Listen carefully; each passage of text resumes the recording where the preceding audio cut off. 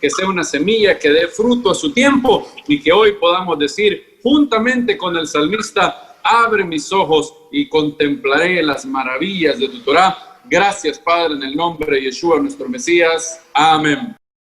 Amén.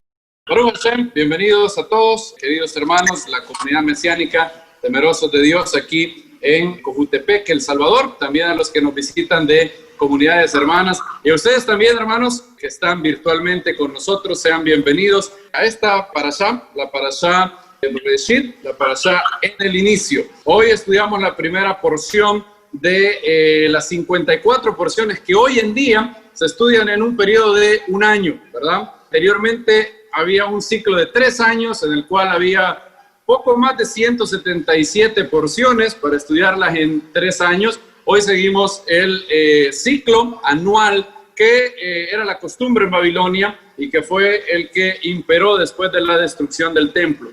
Y hoy llegamos a los primeros 6 capítulos de la Biblia. De hecho, el libro de Génesis, no sé si todos sabrán, tiene 11 capítulos que son los 11 capítulos que se han descrito como los más polémicos, los más comentados y los más misteriosos de toda la Biblia. Y me refiero a Génesis 1 al 11. No mucho del 12 en adelante. Génesis del 12 en adelante se nos habla de la historia de Abraham, ¿verdad? Pero los capítulos del 1 al 11, y particularmente Génesis 1, Génesis 2, son muy comentados, polémicos, hasta el día de hoy, controversiales. Y hoy podríamos hablar de muchas cosas, como por ejemplo las diferentes interpretaciones de Génesis 1. ¿Cuántas interpretaciones de Génesis 1 hay en torno a la concordancia entre la Biblia y la ciencia moderna? Si es eso posible o no. Hay muchos. De hecho, creo que John Walton, con el enfoque de John Walton, ya llegamos a 46, no sé si eran 26 o 46 interpretaciones posibles de Génesis 1.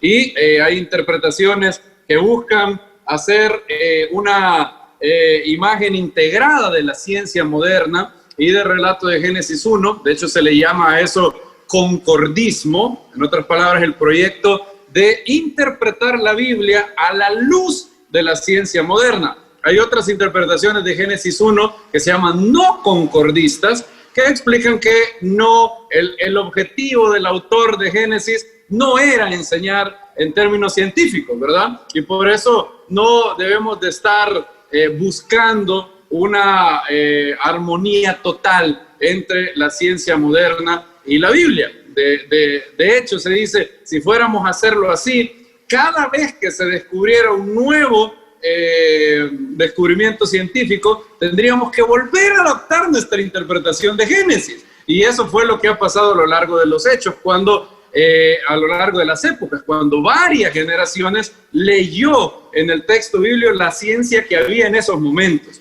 De hecho, Zahadía Gaón y Samuel David Luzzatto advierten sobre eso. Pero hoy no quisiera hablar de eso. Hoy quisiera hablar de otra historia. No quisiera hablar de eso. Hemos hablado de si la Torah enseña la creacionismo de 6 días, de 24 horas, o si hay la posibilidad de que la Torah enseñe los 13.8 billones que la ciencia moderna dice que el universo tiene. Y lo hemos discutido en otra ocasión. Y hoy no quisiera referirme a eso, sino quisiera que analizáramos el pasaje de Génesis 2 y Génesis 3 en torno al árbol del conocimiento del bien y del mal y en torno al árbol de la vida. Hace 2 años, si ustedes se acordarán, los que estamos aquí, vimos cómo el texto hebreo de la Torá tiene mucho que decirnos, muchísimo que decirnos en torno al impacto que el árbol del conocimiento del bien y el mal hizo en nosotros. ¿Cómo es diferente el hombre? ¿Cómo era Adán antes de comer del árbol? ¿Y cómo impactó el árbol del conocimiento del bien y el mal a Adán? Y lo vimos hace, creo que fueron 2 años, no sé si fueron 3 o 2 años. Ahora, desde ese tiempo he tenido la oportunidad de expandir un poco el material, de revisar cosas, y hoy quisiera volver a revisarlo que ustedes tengan la oportunidad de recordar algunas cosas, de ampliar otras, y también los hermanos que se reúnen con nosotros virtualmente tengan la oportunidad de hacerlo, ¿verdad? Entonces hemos titulado a este estudio El árbol del conocimiento del bien y el mal. ¿Qué perdimos en el Edén? ¿Qué perdimos? ¿Qué fue? ¿Cómo transformó nuestra vida? Estoy hablando aquí nosotros en Adán, ¿verdad? Porque ninguno de nosotros estuvo en el Edén, pero Adán comió del árbol del conocimiento del bien y el mal y como tal fue expulsado del Gan Eden, y hasta el día de hoy tenemos esa corrupción mortal o corrupción pecaminosa, como dicen los rabinos, que heredamos de Adán. En el cristianismo esto llegó al extremo de llamarse pecado original y creer que nosotros somos culpables del pecado de Adán. Pero incluso si usted no cree eso, yo no lo creo, lo que todo el mundo está de acuerdo es que de alguna manera heredamos hoy una predisposición al mal. Es más fácil, hay una tendencia al mal más fácil que al bien, ¿verdad? Esa es como las cosas son. Y hoy quisiera ver, no en alguna especulación, no en alguna teoría, sino en el texto de la Torá, que nosotros dejemos que el texto de la Torá nos hable para comprender varias cosas que el Eterno ha tenido para nuestra vida. ¿Estamos listos para hacerlo? Bien. Hay un gran rabino, yo lo considero así, Rabbi David Foreman. Él es judío ortodoxo de Brooklyn, creo. Y él ha hecho un libro muy bueno. Si lee en inglés se lo recomiendo. En español sería más o menos el título La bestia que acecha a la puerta. En inglés se llama The Beast That Crouches at the Door, y es buenísimo. Creo yo que si alguien quiere entender los primeros 4 o 5 capítulos de la Biblia, ese libro es obligatorio. Y él dice algo que es muy cierto con respecto a los primeros capítulos de Génesis. Él dice que, lastimosamente, debido a que nosotros hemos leído la historia una y otra y otra y otra vez, eso nos juega en contra. Y él dice que en todos nosotros se da lo que él llama el efecto canción de cuna, el lullaby effect. ¿A qué se refiere esto? A un niño, cuando es muy pequeño, las mamás, aquí no necesariamente en la comunidad, pero sí en el mundo, ¿verdad? Les cantan canciones de cuna, ¿verdad? ¿Quién de las mamás de aquí cantó alguna canción de cuna cuando era... Usted cantó canción de cuna, bien, pero ya aquí solo kosher, ¿verdad? Pero hay unas que no son tan kosher, ¿verdad? Y el problema es dónde radica el efecto. ¿Para qué la mamá canta una canción de cuna al niño? ¿Para qué? Se duerma. ¿Dónde radica la efectividad de la canción de cuna? En que se repiten una y otra y otra y otra vez, a tal grado, y como se le empieza a cantar al niño desde que es muy pequeño, el niño pierde la capacidad de asombrarse, pierde la capacidad de hacer preguntas. Por ejemplo, una famosa canción de cuna dice: duérmase mi niño, duérmaseme ya, porque si no viene ¿quién? El coco. ¿Y qué va a pasar? ¿Y te comerá? Y se lo cantan una y otra vez: duérmase mi niño, duérmaseme ya, porque viene el coco. Y si no se duerme, se lo comerá, ¿verdad? Y el niño crece con eso, ¿verdad? Se la dicen una y otra vez. Ahora, si ustedes fueran unos niños muy, muy acuciosos, ¿qué preguntas harían? Si ustedes oyeran por primera vez esa canción, y si fueran un niño juicioso, muy, muy intelectual, ¿qué le preguntarían a su mamá? ¿Cuáles serían las preguntas que ustedes tendrían al oír la canción por primera vez, si no se las hubieran repetido una y otra vez desde la más tierna infancia?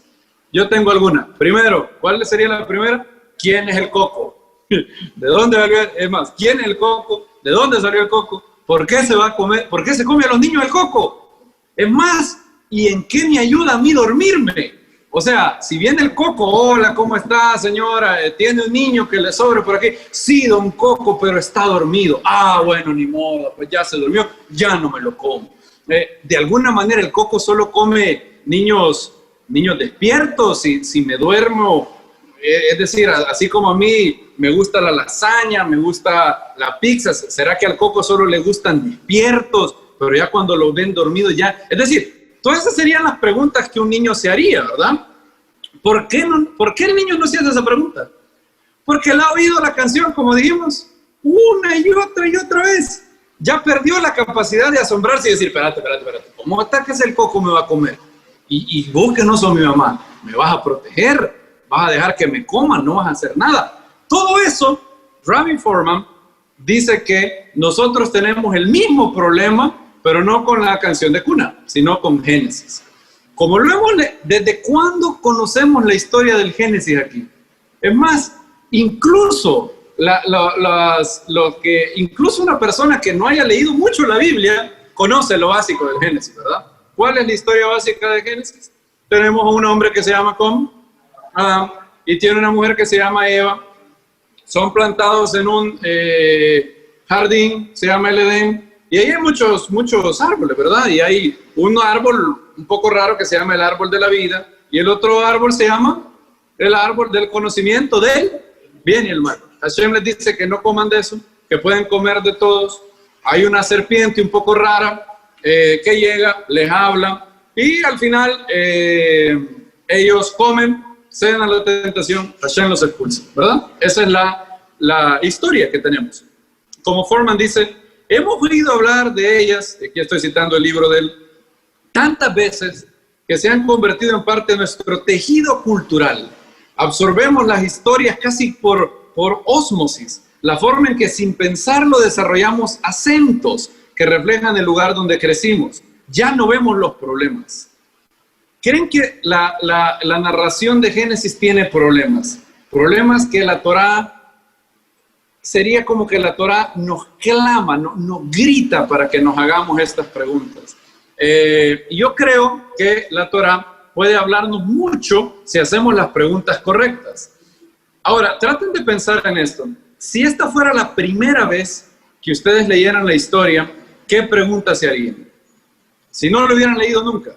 Si ustedes agarraran Génesis capítulo 2, capítulo 3, fueran a la Torá, ¿cuáles serían las primeras preguntas que ustedes tendrían? Yo he seleccionado 4. Creo que hay muchas más, pero en aras porque hay muchísimas, ¿verdad? Y hay preguntas que son más relevantes que otras. Por ejemplo, uno puede tener la siguiente pregunta. ¿Cuál era el árbol del conocimiento del bien y el mal? Esa es una de esas preguntas, ¿verdad? De hecho, en el Talmud se especula, la uva, la higuera, la versión católica era que una manzana, ¿verdad? Ahora, esa pregunta es relevante. A mí me parece que no, porque sería tan relevante como preguntarse ¿cuál es el árbol de la vida? ¿Existe el árbol de la vida? Hay un árbol hoy en día en el planeta Tierra, de tal manera que si te lo comas, te impide que mueras. No existe ese árbol. Ese árbol solo existía en el Edén. Y de hecho, Juan lo ve otra vez. ¿Dónde ve el árbol de la vida en Apocalipsis? En el mundo venidero.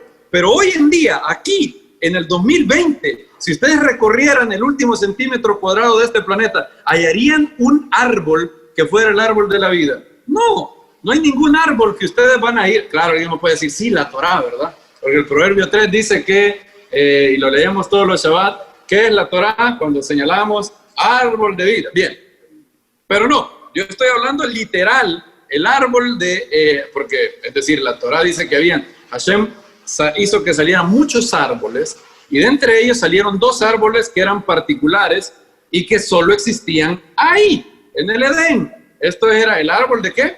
De la vida y el árbol del conocimiento del bien y el mal. Entonces, hoy en día, así como no vamos a hallar a ningún árbol que si te lo comes vives para siempre, tampoco hoy hallarías en nuestra tierra al árbol de la ciencia y el conocimiento del mal. La Biblia te da a entender que esos árboles existían únicamente en el paraíso edénico, ¿verdad? Entonces, especular si era la higuera, si era la vid, si era la pacaya, el mango, en realidad es una pregunta, sí, da curiosidad, sí, pero no es la pregunta más relevante. Hay preguntas que son más relevantes, me parece a mí, y que creo que tenemos que hacerlas todos si queremos empezar a entender lo que sucede en la narración. La primera pregunta que yo les haría, ¿por qué Dios quería negarles a Adán y Eva el conocimiento del bien y el mal? ¿Son mejores los seres humanos sin conocimiento del bien y el mal? Esa sería la primera pregunta que nos haríamos. Si esta fuera la primera vez que leyéramos Génesis, se harían esa pregunta. Yo me la haría. Es decir, ¿de qué árbol no quiere el Eterno que coma el hombre? Del árbol del conocimiento del bien y el mal. Entonces, la pregunta primera que nos haríamos es, ¿conocían Adán y Eva lo correcto y lo incorrecto antes de comer? ¿Sí o no? No conocían lo correcto y lo incorrecto. Bien, ya vamos a ver. ¿Son mejores los seres humanos sin conocimiento del bien y el mal? Imagínense que conocieran a una persona que fuera tal y como ustedes. Inteligente, muy inteligente, sonríe y todo, pero esa persona no tiene conocimiento, no puede distinguir entre el bien y el mal. ¿Creen ustedes, les gustaría ser vecino de esa persona? Una persona que podría matarlos tan fácil como sacar la basura, tan fácil como cortarse las uñas. ¿Le gustaría vivir cerca de alguien que no tiene noción del bien y el mal? A mí no. De hecho, tenemos una palabra para llamar a esas personas. Se llaman sociópatas, ¿verdad? Los sociópatas, se nos dice, no conocen la diferencia entre el bien y el mal. Ahora, el gran problema de la narración es que la Torah nos dice que Hashem quería que el hombre no comiera del árbol del conocimiento del bien y el mal. Entonces, primero, hay varias preguntas que nos podemos hacer, ¿verdad? Y esa para mí es la más básica de todas. ¿Por qué Hashem quería que Adán no conociera esto? Ahora, esta pregunta tiene dilemas por donde le veamos. Por ejemplo, si yo les digo, ¿conocía Adán y Eva la noción de lo correcto y lo incorrecto? Uno puede decir sí o puede decir no. Ahora, en cualquiera de las respuestas nos genera más problemas. Por ejemplo, los que dijeron que no. ¿Quién dice que no? Adán no conocía lo correcto de lo incorrecto. ¿Alguien dice eso? Bien, no conocía lo correcto de lo incorrecto. Ok, entonces, primero, como un niño, ¿verdad? Los niños no conocen lo correcto de lo incorrecto, ¿verdad? Bien, ok. Si no conocía lo correcto de lo incorrecto, ¿por qué fue tan severamente castigado por Dios? ¿Castigarían a ustedes a una persona que no tenga la noción de lo correcto y lo incorrecto? Si un niño, por ejemplo, si Sophie viniera e hiciera algo, ¿tú la castigarías mandándola fuera de tu casa?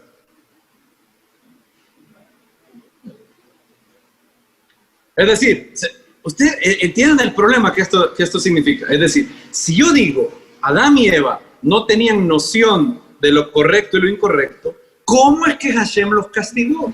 Desde el momento que si Dios castiga a alguien, implica que esa persona conocía que había una opción entre hacer esto y hacer lo otro, y que era virtuoso hacer esto y no lo otro. Eso es lo primero. Si decimos que Adán y Eva no tenían noción de lo correcto y lo incorrecto, ¿cómo es que Hashem los castiga? ¿Podría castigar Hashem a una persona que no tenía ni idea de lo que estaba haciendo?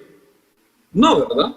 Ahora, eso no es el único problema. Eva, cuando la serpiente le habla a Eva, ¿tiene noción Eva de lo correcto y lo incorrecto? Claro que sí. Cuando la serpiente le da la tentación, ¿qué dice Eva inmediatamente? No le dice, de todos estos árboles podemos comer, pero del árbol del conocimiento del bien y el mal, ¿qué le dice Eva? No podemos. Entonces, ¿conocía que eso era incorrecto, Eva? Sí, ¿verdad? Ok, perfecto. Entonces, está feo eso. Contestar con sí está raro. Ahora, contestar con no está igual de raro. Porque si yo digo, Eva y Adán tenían noción de lo correcto o lo incorrecto, digo, sí tenían noción de lo correcto y lo incorrecto. Entonces, la pregunta inmediata es, entonces, ¿cómo cambió? Entonces, ¿cuál era el punto? ¿Cuál era el punto de que no comieran del árbol? Es decir, si ya ellos sabían distinguir entre lo correcto y lo incorrecto, ¿qué cambió? ¿Cuál era el problema? ¿Cuál era todo por qué tanta restricción para que comieran si ellos ya tenían ese conocimiento? Entonces, la pregunta, ¿qué ganaron entonces al comer del árbol? ¿Qué era el conocimiento del bien y el mal que Dios quería privarles?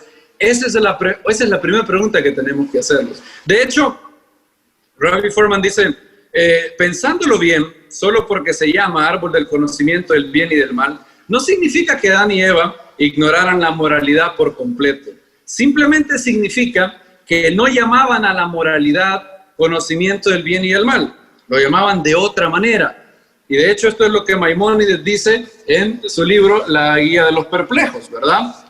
Maimónides agarra esta pregunta porque se la hace un estudiante de él. Y yo creo que es el aporte más invaluable de Maimónides en todo el libro. Mucha gente le gusta La Guía de los Perplejos por otra cosa, pero yo creo que lo mejor de lo mejor del libro está en la introducción cuando Maimónides contesta esa pregunta. Y él dice lo siguiente, esto es lo que dice el gran Rambam, el comentarista medieval. Él dice lo siguiente: sí, Adán y Eva tenían conocimiento y podían claramente diferenciar entre lo correcto y lo incorrecto. La cosa es que a eso no le llamaban bueno ni malo, le llamaban de otra manera. En otras palabras, a lo correcto Adán no le hubiera llamado bueno. A lo incorrecto, Adán no le hubiera llamado malo, le hubiera llamado de otra manera. ¿De qué otra manera? Bueno, esa es la pregunta de los $64,000. Esa es la verdadera pregunta. La Biblia parece sugerir, y vamos a verlo con el pasar del estudio, que no es que el conocimiento de lo correcto y lo incorrecto fuera ignorado por Adán, sino que el árbol transformó el conocimiento que ellos tenían en algo nuevo, ¿verdad? En algo nuevo. Y esa manera es como nosotros experimentamos hasta el día de hoy el bien y el mal, lo correcto y lo incorrecto. Y por eso tenemos muchos problemas que ellos no hubieran tenido antes de comer del árbol. Segunda pregunta. ¿Sabía Adán y Eva de la existencia del árbol de la vida? ¿Sí? ¿Cómo lo saben? ¿Dónde dice?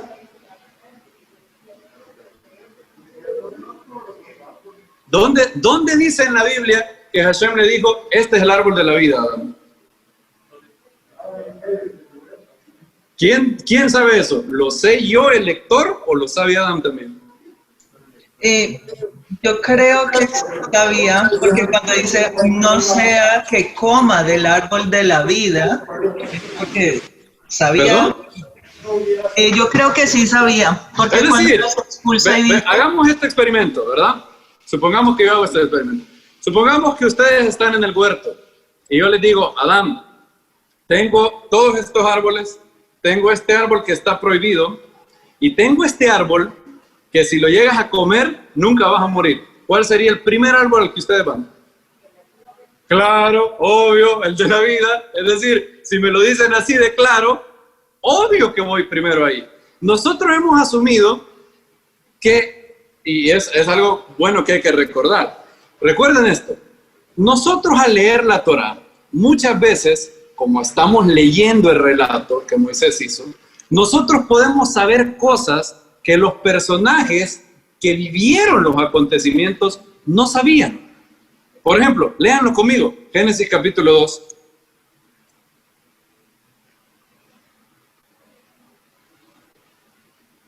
Génesis capítulo 2.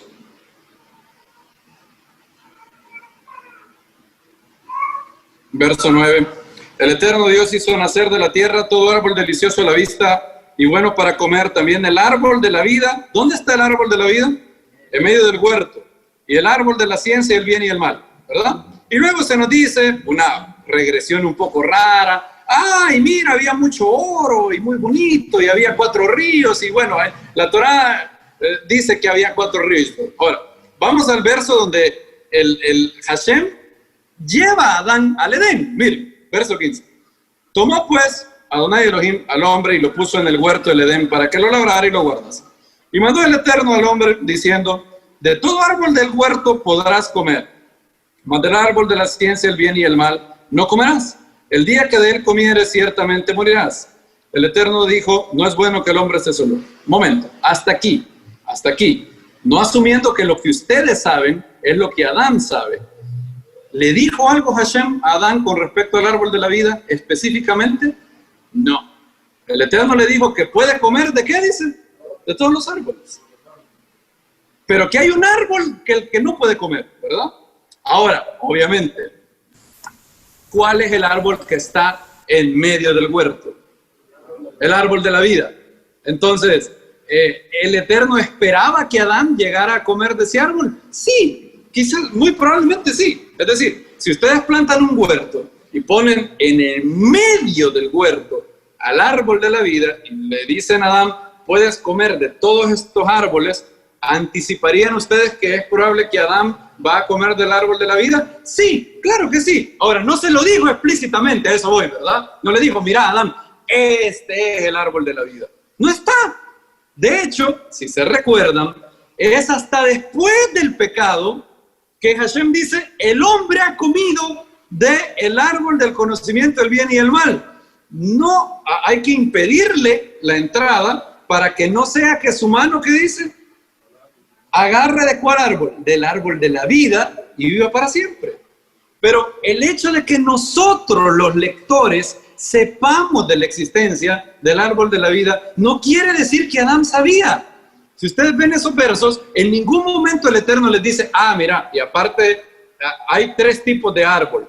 Los árboles normales, el árbol del conocimiento, el bien y el mal, este está prohibido, y está el árbol de la vida. Si comed de este árbol, vivís para siempre y no morís. ¿Le dijo eso al Eterno? Adán, no, ¿verdad?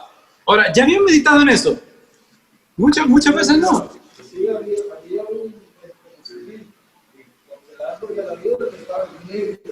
Sí, correcto.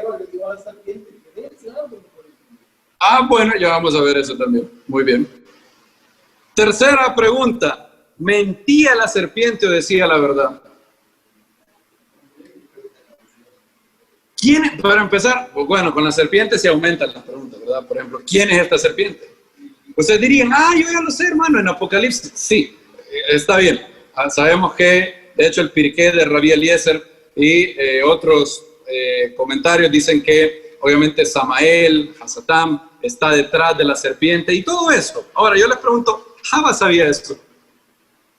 Java sabía que detrás de esa serpiente estaba un ángel que se había revelado con Dios y que había arrastrado a la tercera parte de la hueste angélica. Probablemente no, ¿verdad? Muy probablemente no. Entonces, ¿cómo es que habla esta serpiente? ¿Caminaba antes de que Dios la maldijera? Muy probablemente, ¿verdad? Pareciera ser la implicación, porque Hashem dice que después de haber hecho que Adán y Eva cayeran, se iba, ¿qué dice? Arrastrar. Si se iba a arrastrar y ese es su castigo, se sigue lógicamente que antes no se arrastraba, debía de haber tenido pies. Ahora, la pregunta más importante es su agenda. ¿Cómo pretende hacer caer a Eva? Y la pregunta es, cuando ella le dijo, no moriréis, ¿eso es mentira? Claro que es mentira, ¿verdad? Ahora, veamos la segunda parte.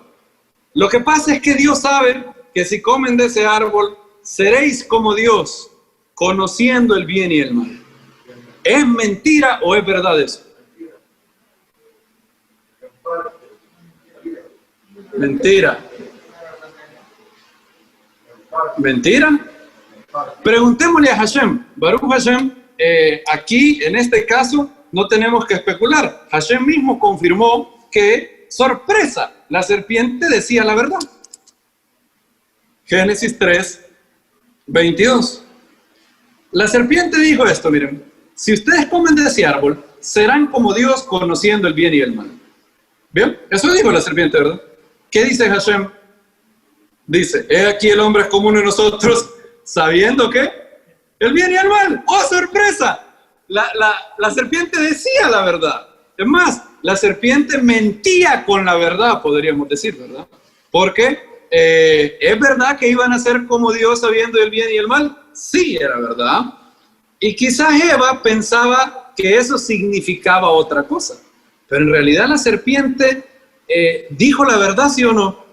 Pareciera que sí. Pareciera que por un lado, pareciera que la agenda de la serpiente es mezclar verdad con mentira. Incluso se podría argumentar que la serpiente dijo, en cada una de las cosas que dijo, todas fueron verdad.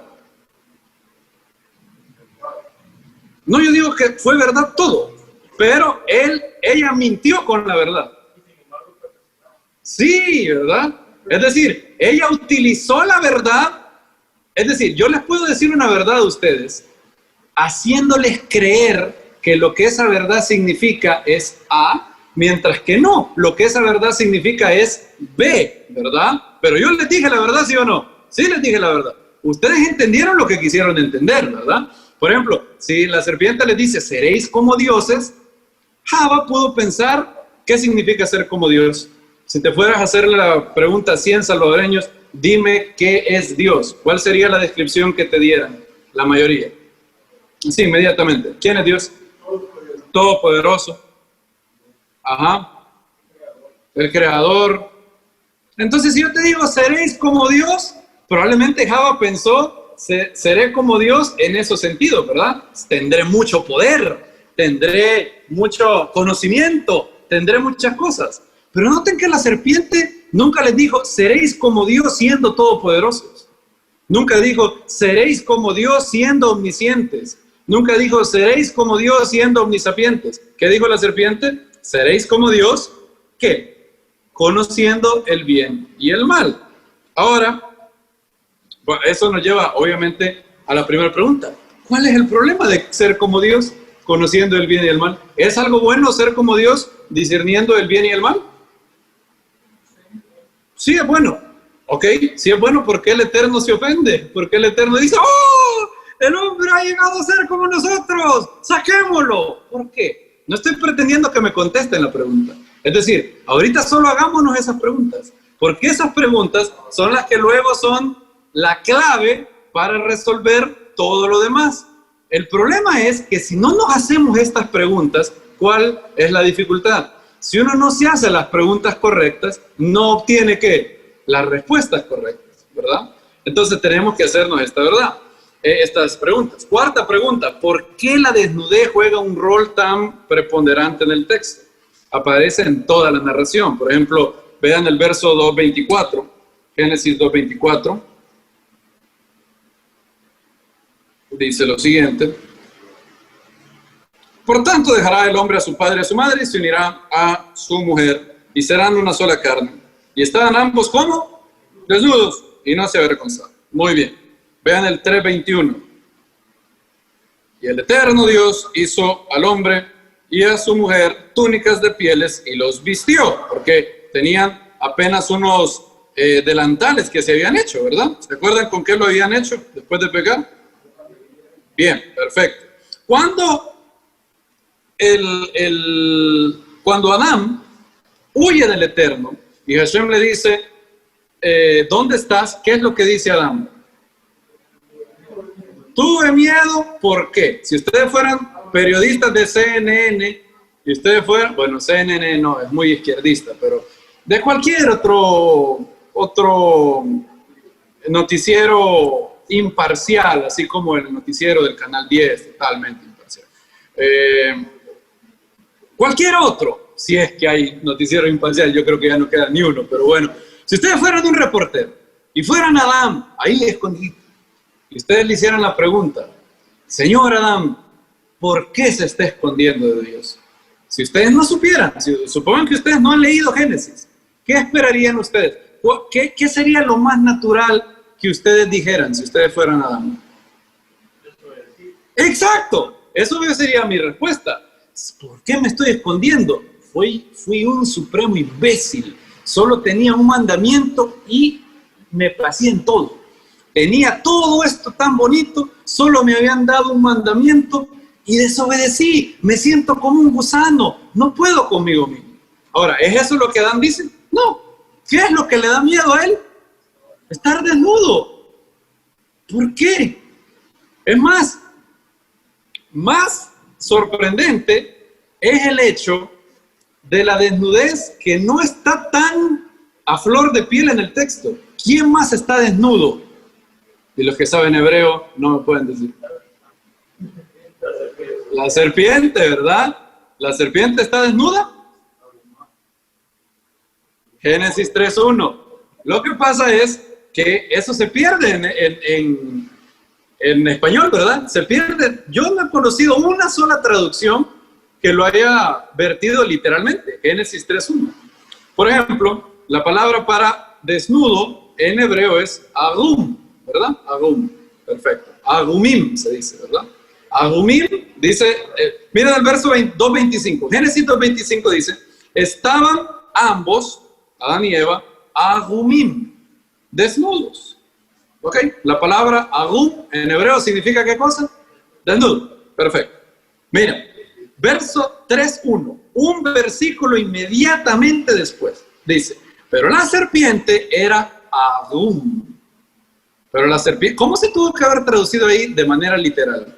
La serpiente era desnuda, más desnuda que todos los animales del campo. Curiosa traducción.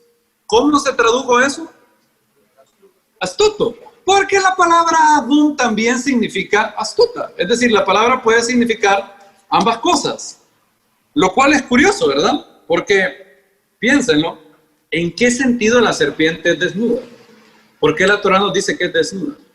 Claro, yo desde el punto de vista biológico pudiera decir, bueno, la serpiente no tiene pelos, no tiene plumas, como la tiene un pájaro, ¿verdad? En otras palabras, la serpiente desde el punto de vista biológico pudiera parecer desnuda, más desnuda que un perro, por ejemplo. El perro que tiene en todo su cuerpo tiene pelo, ¿verdad? La gallina que tiene plumas. Hasta cierto punto hay ciertos animales que como que la naturaleza las equipó con cierto vestimenta, pero ¿será eso lo único que quiere decir el verso? ¿En qué sentido eso es importante? Que la serpiente era más desnuda. Ahora, miren estas dos palabras. ¿Qué tienen en común? Desnudo, astuto. ¿Se parecen esas palabras? ¿O son todo lo contrario? Astuto. Mediten. Rumien estas palabras en su cerebro. Astuto, desnudo. Astuto, desnudo. ¿Les parece que son similares? ¿Que son todo lo contrario? ¿Que tienen algo en común? ¿Qué opinan? Parece lo contrario, porque alguien que está desnudo en teoría no está ocultando nada. Ajá. ¿Y alguien que es astuto qué? Solo muestra lo que él quiere. Muy bien. Ay, qué pena, no se escuchó bien. Correcto, ¿verdad? En otras palabras, astuto, cuando alguien es astuto, te muestra todas sus intenciones. No, ¿verdad? Aquella persona que es astuto, intrigante, generalmente lo hace así. ¿Cómo es que las personas algunas veces intrigan y son astutos? Ocultando sus verdaderas, ¿qué? Intenciones. El comunista, por ejemplo, no te dice que quiere llegar al poder para hacerse rico, para perseguir a sus opositores, luego hacerte vivir en un país miserable y echarle la culpa al imperialismo yanqui. Claro que no te va a decir eso. ¿Qué te dice? Te dice que él te va a ayudar a construir la justicia social. Uy, qué bonito. Son más grandes que el apóstol Pablo, ¿verdad? Entonces, claro, el comunista no te va a decir, mira, tú eres un tonto y lo único que yo quiero hacer es aprovecharme de tu voto y al momento que yo llegue ahí te voy a hacer vivir en la miseria más abyecta que has conocido. No te dice eso. Entonces, ¿qué hace? Te lo disfraza, ¿verdad? Te dice estupideces como la justicia social, o vamos a pelear por la revolución, o yo represento al pueblo. ¿Han oído eso? Los políticos. Yo estoy hasta aquí. Que un político diga que representa al pueblo, el pueblo, ¿verdad? Y yo voy a estar a favor de las grandes mayorías, de los sectores, como dicen, y hasta tienen un tonecito, un tono ridículo a la hora de hablar, ¿verdad? Todos, vean a Maduro, vean a Petro, vean a los izquierdistas de aquí que arruinaron este país durante 10 años, siempre tienen ese tonito ridículo de allá de Marx y qué sé yo. Y no te dicen que en realidad lo que quieren hacer es simplemente aprovecharse de ti, ¿verdad? Entonces, una persona cuando es astuta, esconde o muestra de más. ¿A qué es dado esa persona? ¿A esconder o a mostrar? A esconder. Entonces, es bien curioso porque, por un lado, la serpiente se nos dice que es astuta, Pero por otro lado, esa astucia se describe con la palabra arum, que significa desnuda. ¿Por qué utilizar la palabra arum para descubrir astucia y malicia? En otras palabras, ¿qué quiere hacer la Torá? ¿Por qué la Torá me está diciendo, mira bien a la serpiente, ¿eh? La serpiente es desnuda? ¿Por qué? ¿Desnuda en qué sentido? Bien, quizás podría ser como dice Foreman, aquí lo cito, él dice, la Torá parece sugerir que sí, la serpiente era por supuesto astuta, pero de alguna manera no solamente era astuta, en otro sentido también era desnuda, en otro sentido era honesta, era muy honesta. Y si lo ves bien, la serpiente es desnuda y a la misma vez astuta. Desnuda y a la misma vez astuta. ¿Cómo era posible que eran las dos cosas? Bien, la serpiente, a diferencia, como dijimos, de los otros animales, no tiene pelos, pero va más allá. La serpiente parece tener una agenda bien curiosa. Vamos a ver la tentación. Vean lo que dice la serpiente. Génesis 3:1.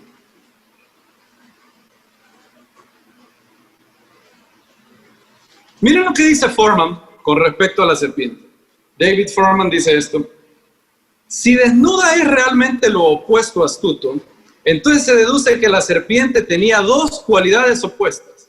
Por un lado, era honesta. Por otro lado, era engañosa. Por un lado era honesta, por otro lado sigilosa. En otras palabras, la serpiente realmente engaña. Pero en otro nivel más profundo, es muy sincera. Todo depende de cómo lo mires. Desde una perspectiva, lo que está diciendo no se aplica realmente a Adán y Eva, porque sus palabras son engañosas para ellos. Pero desde otra perspectiva, lo que ves es lo que obtienes. Simplemente lo que la serpiente está diciendo es cierto desde el punto de vista de una serpiente. ¿En qué sentido es esto? Foreman dice que la serpiente dice una tentación que es cierta desde el punto de vista de un animal, que es cierta desde el punto de vista de una serpiente, pero que desde el punto de vista de un hombre no es cierto. Para recuperar eso vamos a Génesis 3:1. A ver si hay algo de lo que él dice aquí. Génesis 3:1. Cuando lo tenga me dice la mano. Bien. Dice, la serpiente era Adón, desnuda o astuta, más que todos los animales del campo, que el eterno Dios había hecho. La cual dijo a la mujer, aquí viene la frase que dijo la serpiente. ¿Cuál es el problema de esta frase? Otra vez, aquí la traducción nos juega mal. Hasta el mejor de mis conocimientos, no hay una sola traducción buena de este verso. Y no culpen a los traductores. El problema no es de los traductores. El problema es que el hebreo es brutalmente ambiguo. Es oscuro el hebreo. Miren cómo dice el hebreo. El hebreo dice, Af ki amar Elohim. Ahí empecemos. Af ki amar Elohim. ¿Qué quiere decir eso? ¿Qué quiere decir la palabra af en hebreo? Af, de hecho, puede ser traducida como nariz, ¿verdad? Ira. ¿Qué es esto? Af ki amar Elohim. ¿Cómo lo han traducido? ¿Cómo dice la versión textual?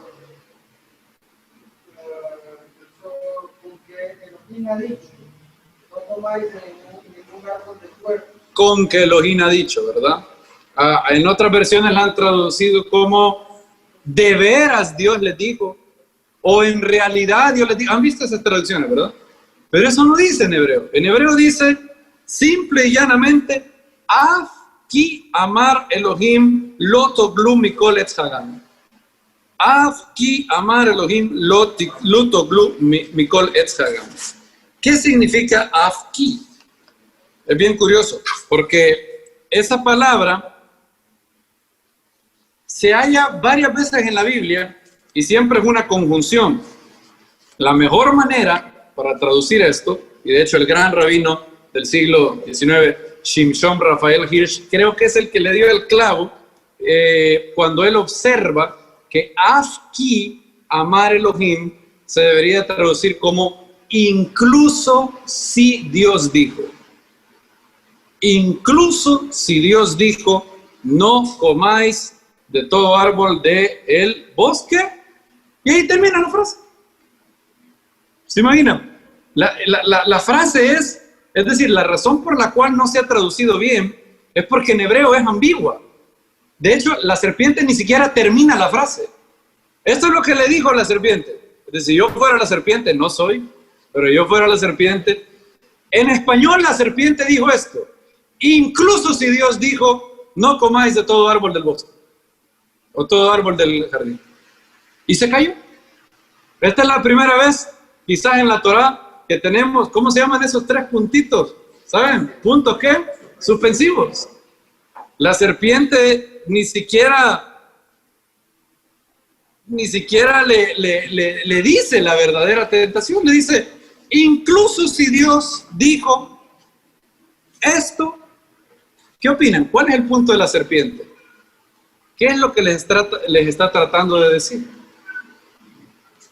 Que quiere contraponer, o sea, esa oración parecería como que se quisiera contraponer dos posiciones, en el sentido, incluso aunque se le dio permiso, usted no debe, o sea, pareciera como que va a contraponer. Bien, muy bien, ok, perfecto. Les voy a citar lo que dice el gran rabino Hirsch, ¿verdad? Dice así: es incomprensible para el animal, incluso el más inteligente, cómo una persona ignora insensiblemente el deseo más hermoso, encantador y mejor. La serpiente dice, Af ki amar Elohim, incluso si Dios lo dijera.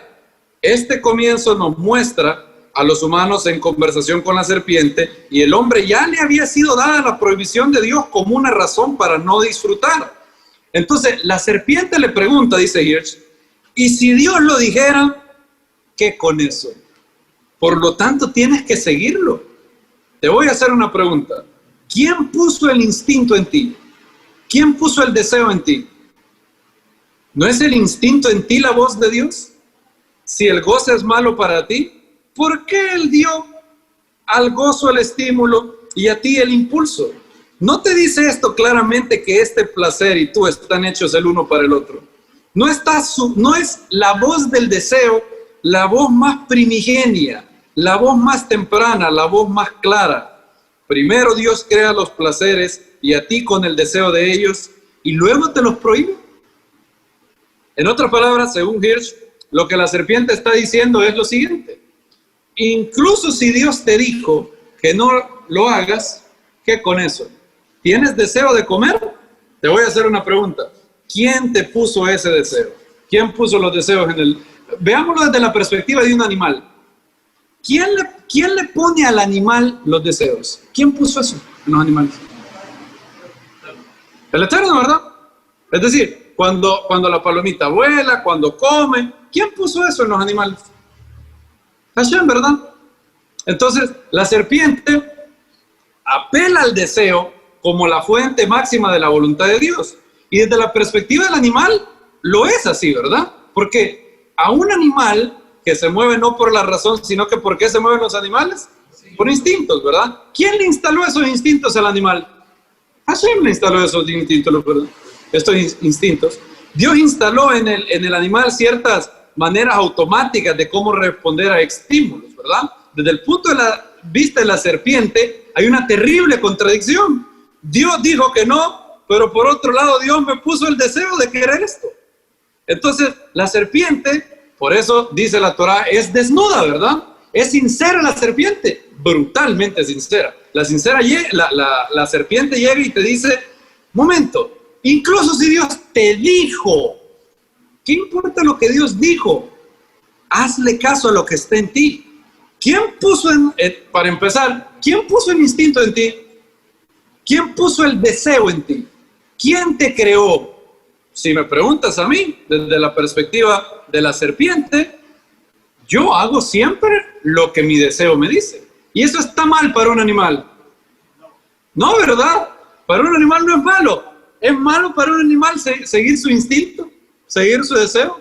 No, no es malo. Entonces, por eso vemos que la serpiente se llama Adún, ¿verdad? Es astuta la serpiente. Es, como diríamos aquí, es malilla la serpiente. Sí, pero ¿es honesta también la serpiente? Claro que es honesta. desde el punto de vista de un animal, desde el punto de vista de una serpiente. En otras palabras, lo que la serpiente le dice a Adán y Java es: hey, tu deseo es la última voz de Dios. Eso es. Incluso si Él te lo dijo, ¿cuál es la voz más primigenia? ¿Qué es aquello que tú conoces como nada más? Tu deseo. ¿Y quién te puso ese deseo? Dios te puso ese deseo, o te creó otro. ¿Ese deseo quién lo puso en ti? Hashem. Entonces, ¿no será que este Dios se contradice? Por un lado te pone el deseo de hacer algo, y por otro lado te dice que no lo hagas. No se ve muy bien. De hecho, aquí es donde empezamos a ver que todo lo que la serpiente va a apelar es al deseo.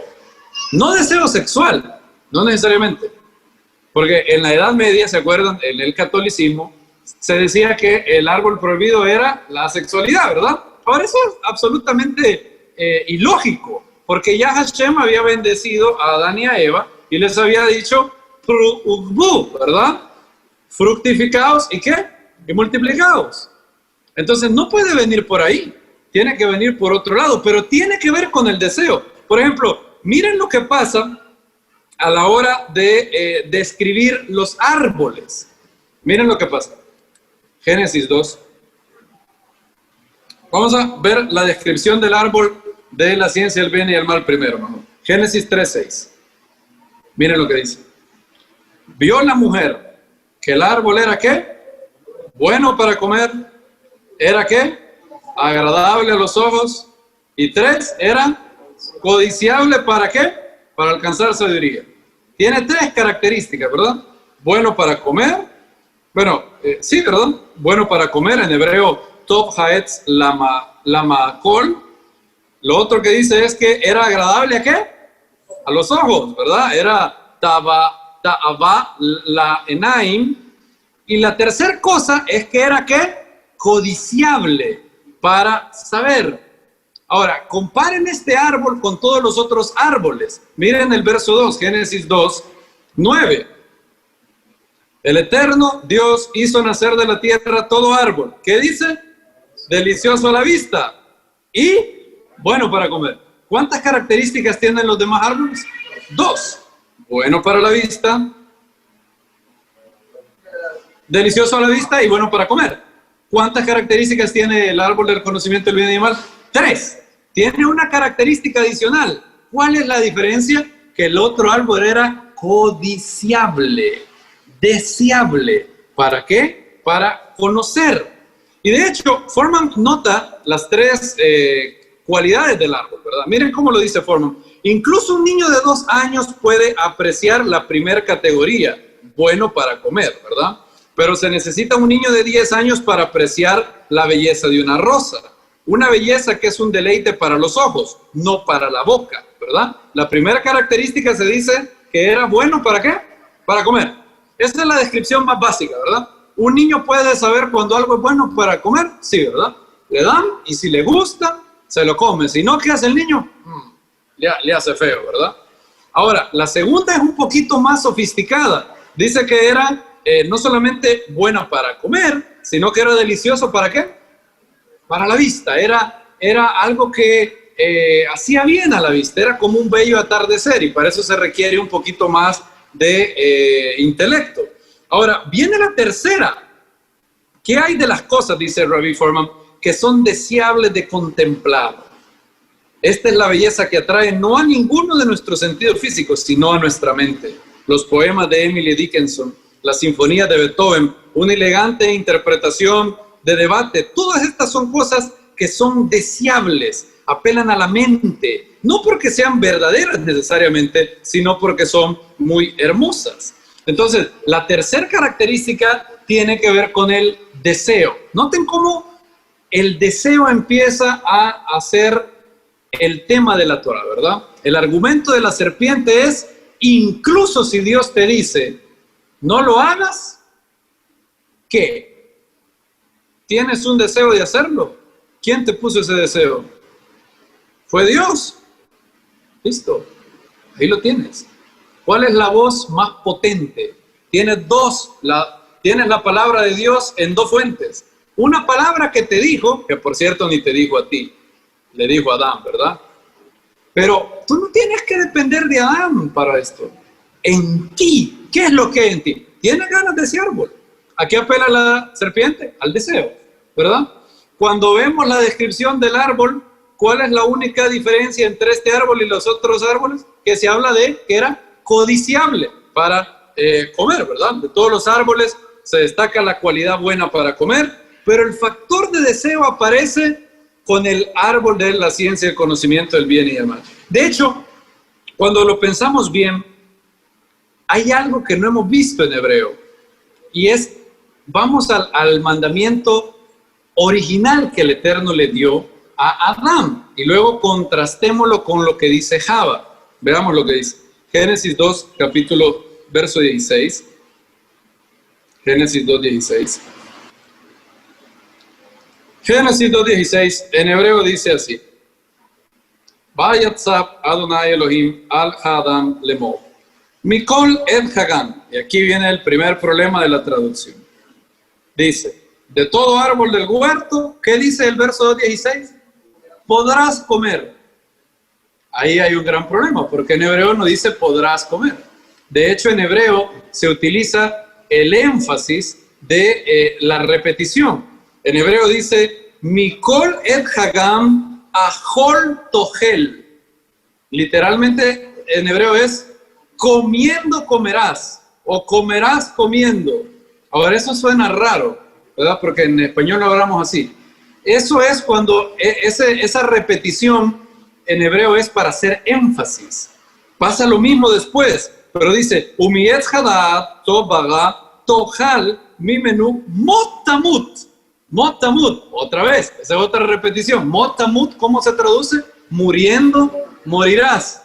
Ahora, ahí sí se tradujo bien, porque en todas las versiones, vean el final del verso 17. El día que de él comieres, ¿qué dice? Ciertamente morirás. Porque está la repetición, motamut. Ahora, si es así, ¿cómo se tuvo que haber traducido el verso 16? Y mandó el Eterno, en hebreo es Baitzab, mandó. Si yo les preguntara cuántos mandamientos tenía el hombre con respecto a los árboles, la mayoría de gente dice que tenía uno. ¿Cuál era el mandamiento del hombre? No comer del árbol del conocimiento del bien y el mal. Pero esto nos informa que no. En realidad, el hombre tenía dos mandamientos.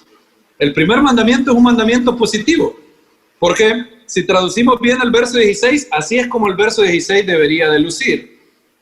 Mandó, noten que no es y bendijo Dios al hombre, no, le dice mandó, o sea, ¿es un consejo o es una orden? Es una orden, dice, mandó el Eterno Dios al hombre diciendo, de todo árbol del huerto ciertamente comerás. Y dijo el Eterno, otro mandamiento dice, mas del árbol de la ciencia del bien y del mal, de ese no comerás, porque el día que de él comieras, motamut, ciertamente que morirás. Ahora, miren qué bonito aquí está. Esto empieza a contestar la segunda pregunta que nos hicimos, ¿verdad? ¿Quería Hashem que Adán comiera del árbol de la vida? Sí. Pero como subproducto, ¿verdad? Como consecuencia. En otras palabras, si tú eres Adán y el Eterno te dice, te ordeno que comas de todos estos árboles, menos del árbol de la ciencia, el conocimiento del bien y el mal. Y si yo he puesto el árbol de la vida en medio del huerto, adivina más o menos de qué árbol quiero que comas. Del árbol de la vida. Pero no se lo informa, ¿verdad? Nunca el Eterno le dice, hey, Adán, ojo, este es el árbol de la vida, si comes de él vives para siempre, no mueres. No le puso, ¿cómo se llama? Cuña publicitaria, ¿verdad? Es decir, nosotros, los lectores, sabemos que hay un árbol de la vida. Adán nunca lo sabe. Adán lo sabe hasta después, por lo menos, eso es lo que se nos dice. Pero, yo no sé ustedes, pero si yo soy Adán y hubiera sabido que hay un árbol de la vida ahí y que me impide morir, ese hubiera sido el primerito que yo hubiera ido a comer. El solo hecho que el hombre no llega a comer de ese es curioso.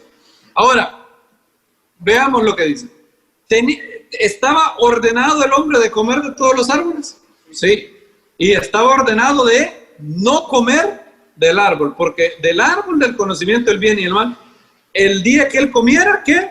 Mot tamut, ciertamente morirás. ¿Hay duda de que va a morir? No hay duda, ¿verdad? Mot tamut. De hecho, es implícito que coma del árbol de la vida, porque le dice que coma del todo. Claro, ¿verdad? Exacto. Es decir, solo que, lo que pareciera ser es que Hashem quiere que el hombre coma del árbol de la vida, pero él quiere que lo haga por la motivación correcta, ¿verdad? Como cumplimiento del mandamiento de, hey, come de todo árbol. En el devenir de comer del mango, de comer de la granada, ¿qué otro árbol te gusta a ti? ¿Qué otro árbol? Naranja, manzana. Yo hubiera comido 10, 15 árboles, y como ahí por el número 16, come del árbol de la vida, ¿verdad? Entonces, ¿hubiera comido el árbol de la vida? Sí, y lo hubiera hecho como consecuencia de haber obedecido a Hashem. De hecho, aquí estamos hablando de la motivación moral, ¿verdad? Muchas veces la gente dice, ¿tú haces las cosas buenas solo por la recompensa? ¿Es bueno servir a Dios solo por la recompensa? Sí es bueno, pero es un nivel bajo, ¿verdad? Es decir, eres como un niño ahí, ¿verdad? Al niño si le decís, si se porta bien el niño, le voy a dar, ¿qué? Un premio, ¿verdad? Ahora, la motivación más alta, más sublime de la moralidad es hacer lo bueno, porque lo bueno es la cosa buena por hacer, ¿verdad? El hacer, como dicen los rabinos, hacer tu Torah en aras de ella misma, ¿verdad? En otras palabras, Hashem quería que el hombre comiera del árbol de la vida, pero no con la motivación de estar enfocado en la recompensa, sino como subproducto de haber obedecido. Ahora, eso no es lo más importante. Vean cómo Java transmite esto. Génesis 2:16, ya lo leí, ¿verdad? Ahora, sumida en... comparemos cómo Java transmite esto. Ahora, antes que nada, aquí no me van a decir, el hermano es machista, pero está diciendo que la mujer lo transmite. No. No tiene nada que ver con los textos estos. Ya van a ver. Génesis 3:2. Batomer Haisha et Hanahash. Y dijo la mujer a la serpiente, ¿verdad? Ahora, ¿cómo empezaba el mandamiento del Eterno?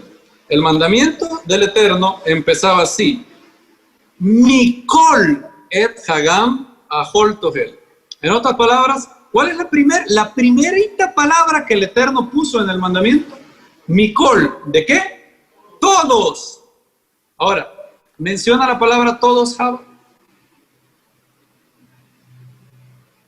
Génesis 3:2. Miren cómo lo dice. La mujer respondió, del fruto de los árboles del huerto podemos comer. En hebreo dice así, dice, Etz Hagan Nohel.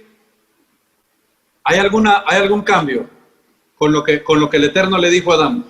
¿Hay algún cambio? De hecho hay dos, ¿verdad? Dos cambios. Primero, el Eterno dijo, ¿coman qué? De todos. Ahora, eso es lo primero. Todo, la palabra todo. Java la dejó fuera, ¿verdad? Ok. Segundo, el Eterno dijo, Ahol Tohel. De todo árbol del bosque, ciertamente, ¿qué? Comerás. Ahora, Java no dice, ciertamente comeremos. Dice, Etz Hagan Nohel. De los árboles podemos comer. No tienen que comer. Podemos comer. No sé ustedes, pero ahí hay es bien curioso ahí. Dos cosas. Sigamos. Dice, pero del árbol, del fruto del árbol, Asher Betoch Hagan, Amar Elohim, del fruto del árbol que está en medio del huerto, dijo Elohim, Lo tochlu mimenu, velo tigu. No comas de él, ni qué, ni lo toquen. ¿Dijo Hashem que estaba prohibido tocar el árbol? No lo dijo, ¿verdad? Pero ya aquí ya van como 4 diferencias. Ya voy a ir a la otra. La quinta, oigan esta. Mimeru velo tigubo. Pen temutum. Pen temutum. Pen temutum. Qué curioso esto. ¿Saben cómo se traduce esa frase? Pen. Esa es una palabra en hebrea rara. Es la letra P y la letra Num. Pen temutum. ¿Alguien sabe qué significa esa palabra? Pen, en hebreo. Es bien curioso. Les voy a dar 2 ejemplos donde la palabra pen inmediatamente está antes del verbo morir, para que ustedes vean más o menos lo que Java dijo. Mírenlo, por ejemplo, en Génesis 26:9. Ahí en hebreo dice pen amut. Java dijo pen temutum. En Génesis 26:9 dice pen amut. Génesis 26:9. Llamó Abimelech a Isaac y dijo: he aquí, ella es de cierto tu mujer, como pues dijiste, mi hermana. E Isaac le respondió: porque dije. ¿Qué dice ahí? Quizá moriré. Ahí dice literalmente en hebreo pen amut. Quizá moriré. Ok, listo. Génesis 38:11. Génesis 38:11. Judá dijo a Tamar su nuera: quédate viuda en casa de tu padre hasta que crezca Shela, mi hijo. Porque dijo: pen yamut, no sea que muera él también como sus hermanos. Ok, viendo estos versos, ¿cómo se traduciría Génesis 3, capítulo 2? Lo que Java le dice a la serpiente es: no comeréis de él, ni de él tocaréis, no sea que muráis, o porque quizá moriréis. Ahora, Hashem dijo quizá, dijo no sea, no vaya a ser que se me mueran. ¿O qué dijo el Eterno? El Eterno dijo mot tamut. El Eterno dijo, ¿había duda? No, ciertamente morirás. Ahora, Java, ¿cómo lo pone? ¿Dice ciertamente morirá? No, dice pentemutum. No hay que comer porque no vaya a ser que muramos. Porque quizá muramos. Ahora, yo les pregunto, ¿qué es esto? Aquí hay, ya vimos 4 diferencias y hay una quinta. Por ejemplo, desde la perspectiva del Eterno, ¿cuál es el árbol que está en medio del huerto? Desde la perspectiva del Eterno, ¿verdad? Mira lo que dice. Génesis 2:9 dice. ¿Alguien que me lo lea, por favor? Gracias. Ok. ¿Cuál era el árbol que estaba en medio del huerto? Dice en hebreo, Vayatzmak Adonai Elohim min hadamam, kol etz nekmat lemare betov lema'achol be'etz hachaim. Ok, be'etz hachaim, betok hagan, be'etz hadab, tov berlo. En otras palabras, en hebreo dice, el Eterno hizo brotar el árbol de la vida en medio del huerto. Y también, by the way, a propósito, también hizo un árbol que se llamaba el árbol del conocimiento del bien y el mal. Ahora, según Java, ¿cuál es el árbol que está en medio medio del huerto? Curioso, ¿verdad? ¿Se habían dado cuenta de eso? La mayoría de nosotros muchas veces llegamos a asumir que el árbol del conocimiento del bien y el mal estaba en medio. ¿Saben por qué? Porque habíamos leído lo que Java dice. Java dice, pero del árbol que está en medio del huerto, dijo el Eterno, no toquen, no coman ni qué, ni lo toquen. Ahora, ¿cómo es que esto pasa? ¿Por qué? ¿Por qué si Hashem dijo que el árbol, desde la perspectiva del Eterno, el árbol de la vida es el que está en medio del huerto? Porque para Java es el árbol del conocimiento del bien y el mal. Hay una palabra bien curiosa que aparece aquí en Génesis, y es que es Jamim. También se puede, se escribe exactamente igual que Amam. ¿Se acuerdan de este personaje? ¿Se acuerdan de Amam? Oye. Bien, Amam. Veamos a Amam. Amán dijo esto, miren. dijo, el rey Ahasveros a nadie más le tiene confianza sino a mí. He sido exaltado, tengo dinero, tengo todo, la reina Esther me ha invitado, pero dijo, pero todo esto, ¿qué dijo? De nada me sirve. Cada vez que veo a quién, al judío Mardoqueo. ¿Qué sucede con el deseo? ¿Sabes qué pasa con el deseo? El deseo trastorna tu punto de vista de tal manera que desprecias todo lo que tienes. ¿Y qué es lo que se vuelve el centro de tu enfoque? Lo que no tienes, lo que está prohibido, ¿verdad? Pueden tener ustedes un pedazo, una galleta o una bolsa de boquitas. Ya ha estado ahí. Ahora, si es Yom Kippur, noten, si es Yom Kippur, y no vamos a decir a las 3 de la tarde, no. Supongan que ahorita vamos empezando Yom Kippur, son las 8 de la noche, y ven esa galleta que ha estado ahí, se la pudieron haber comido cualquier día. ¿Qué pasa con esa galleta? ¿De repente da más ganas, sí o no? Es correcto, ¿verdad? Es probable que ni siquiera me gustan las benditas galletas Oreo, o la Chiqui, o las tortillitas con chile. Pero el deseo transforma de tal manera que el enfoque, según Hashem, el árbol de la vida es el que está en medio del huerto. Según Java, ¿cuál era el árbol que era el medio, el centro de todo? El prohibido, ¿verdad? De hecho, vean, ¿perdón? Claro, para ella, porque estaba ¿qué? Porque era el prohibido. Y por eso llega, miren lo que hace el deseo en nosotros. Java cambió 5 cosas. Primero, Hashem dijo, todos los árboles. Ella no puso la palabra todos. Segundo, Hashem dijo, comiendo comerás, o ciertamente comerás. Java solo dijo, podemos comer. Tercero, ¿cuál dije? ¿La otra? Hashem no había prohibido tocarlo, ¿verdad? Ella le añadió, ¿verdad? ¿Qué sucede con el deseo? ¿Sí o no que exageramos las cosas? ¿Hashem le dijo a Adán que no se podía tocar? No. Cuarto, ¿cuál era el árbol que estaba en medio del huerto según Hashem? El árbol de la vida. Ella no dice eso, dice que el árbol que desde su perspectiva es el centro, es el árbol prohibido. Y 5, quizá morirás. Pen temutun. No es ciertamente morirás, sino quizás morirás. Ahora, a estas alturas ustedes se preguntan, Dios mío, ¿qué significa todo esto? Todo esto está muy curioso, ¿verdad? ¿Verdad? ¿Se habían dado cuenta ustedes de todo esto? Yo no. Yo no me había dado cuenta de todo esto. ¿Se habían dado cuenta que Java cambió 5 cosas? 5, no una, 5.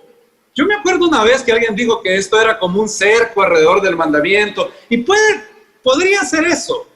Ahora, cuando ya encuentro 4 modificaciones más, ahí ya no creo que la teoría del cerco alrededor del mandamiento sea muy correcta. Porque si esa hubiera sido la única modificación que Java hubiera hecho, bueno, es plausible. Pero son 5 modificaciones. Sí, porque en lugar de decir Mikol, exacto, en lugar de decir, ¿por qué? Porque lo que pasa es que es eso lo que hace el deseo. El deseo te hace menospreciar lo que tienes. Es decir, el mandamiento de Hashem era restrictivo, opresor, patriarcal, era opresor el mandamiento del Eterno. No, de hecho miren cómo lo dijo el Eterno, de todos los árboles come ciertamente. Era un mandamiento de restricción o de bastante provisión, de mucha provisión. Está la palabra todo, pero Java le quita el todo, lo hace lucir un poquito más malo, más tirano. Entonces, todo esto que hemos visto nos empieza a llevar a la pista de qué fue lo que pasó después de comer el árbol y qué es lo que generó el árbol en la humanidad. Todo tiene que ver con una palabrita, deseo.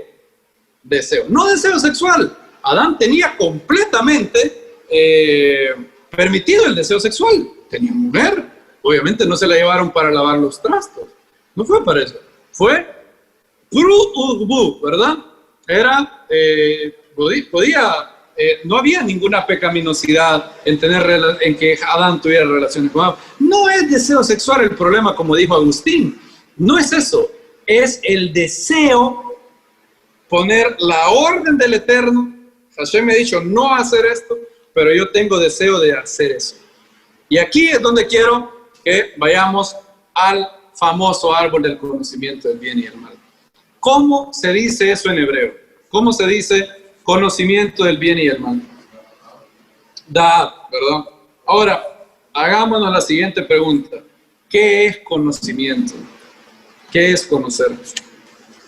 Y la voy a poner todavía más restrictivo. En la narración, en Génesis 3, en Génesis 2, ¿qué significa Da'at? ¿Qué significa conocer? Les voy a hacer, para ayudarles un poco, les voy a hacer el gran debate que había entre los filósofos del siglo XVIII y XVII, era cómo llegamos a conocer la realidad, ¿verdad? Y esto fue el famoso debate entre René Descartes y Locke, porque uno era racionalista y el otro era empiricista. David Hume era el gran empírico, Immanuel Kant era racionalista. Habían dos escuelas, bueno, varias, pero dentro de las escuelas filosóficas estaba la escuela de los empíricos.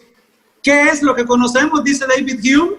Hume dice que conocemos lo que perciben nuestros sentidos. Eso es lo que yo conozco. Vine yo, agarré un helado, me lo volé, me comí el helado de vainilla, conozco cómo sabe la vainilla, conozco. ¿Por qué? Porque me lo comí. Lo que puede experimentar es lo que existe. Exacto, lo que existe es lo que se puede experimentar, ¿verdad? De hecho, por eso David Hume llegó a ser excesivamente escéptico con los milagros y llegó a ser uno de los que más argumentos dio en contra de los milagros, siendo deísta. Ahora, Immanuel Kant y Descartes no estaba muy persuadido. Y del lado de Kant decía, no, lo que de verdad conoces es aquello que puedes discernir con tu mente. Porque tus sentidos te pueden engañar. Ve a la playa y pon la mano ¿han visto una cuerda? El efecto óptico que se hace cuando ustedes tienen una cuerda en el agua. ¿Cómo se ve la cuerda? ¿Está está doblada, ¿verdad? Está plana. Ahora, ¿de verdad está así? No, es un engaño que te da tu sentido sensorial, ¿verdad? De hecho, René Descartes llegó al punto de dudar de todo lo que podía experimentar. Y él decía que la única manera de llegar a la verdad era a través de la razón. Por eso la escuela era el racionalismo. Y él llegó después de mucha reflexión, llegó al famoso cogito. Pienso, por lo tanto existo, ¿verdad? ¿Qué es lo único innegable lo que no podría negar nunca? Que yo existo. Porque si yo dijera yo no existo, tendría que existir para negar que existo, ¿verdad? Entonces, a partir de ahí, él se puso en el proyecto de demostrar que Dios existe y lo hizo muy bien. De hecho, Descartes decía lo siguiente: si hubiera un demonio que me engañara, haciéndome creer cualquier cosa, que es lo único que él nunca podría hacerme creer. En Dios, ¿verdad? Por ejemplo, él decía, si yo digo esto es bueno, si yo digo esto sabe a chocolate, no sé, ¿qué tal si el demonio me hizo creer que sabe a chocolate, pero que en realidad era un helado de qué? De fresa. De hecho, se le dio a ese razonamiento, se le llamó el demonio cartesiano, ¿verdad? Y él llegó, y bueno, no estoy aquí para hablarles de filosofía, pero esas eran las escuelas, ¿verdad? ¿Cómo conocemos?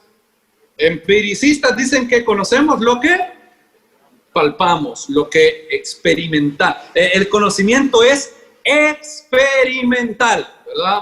Ese es David Hume, ese es John Locke. Los racionalistas decían que ¿cuál es el conocimiento?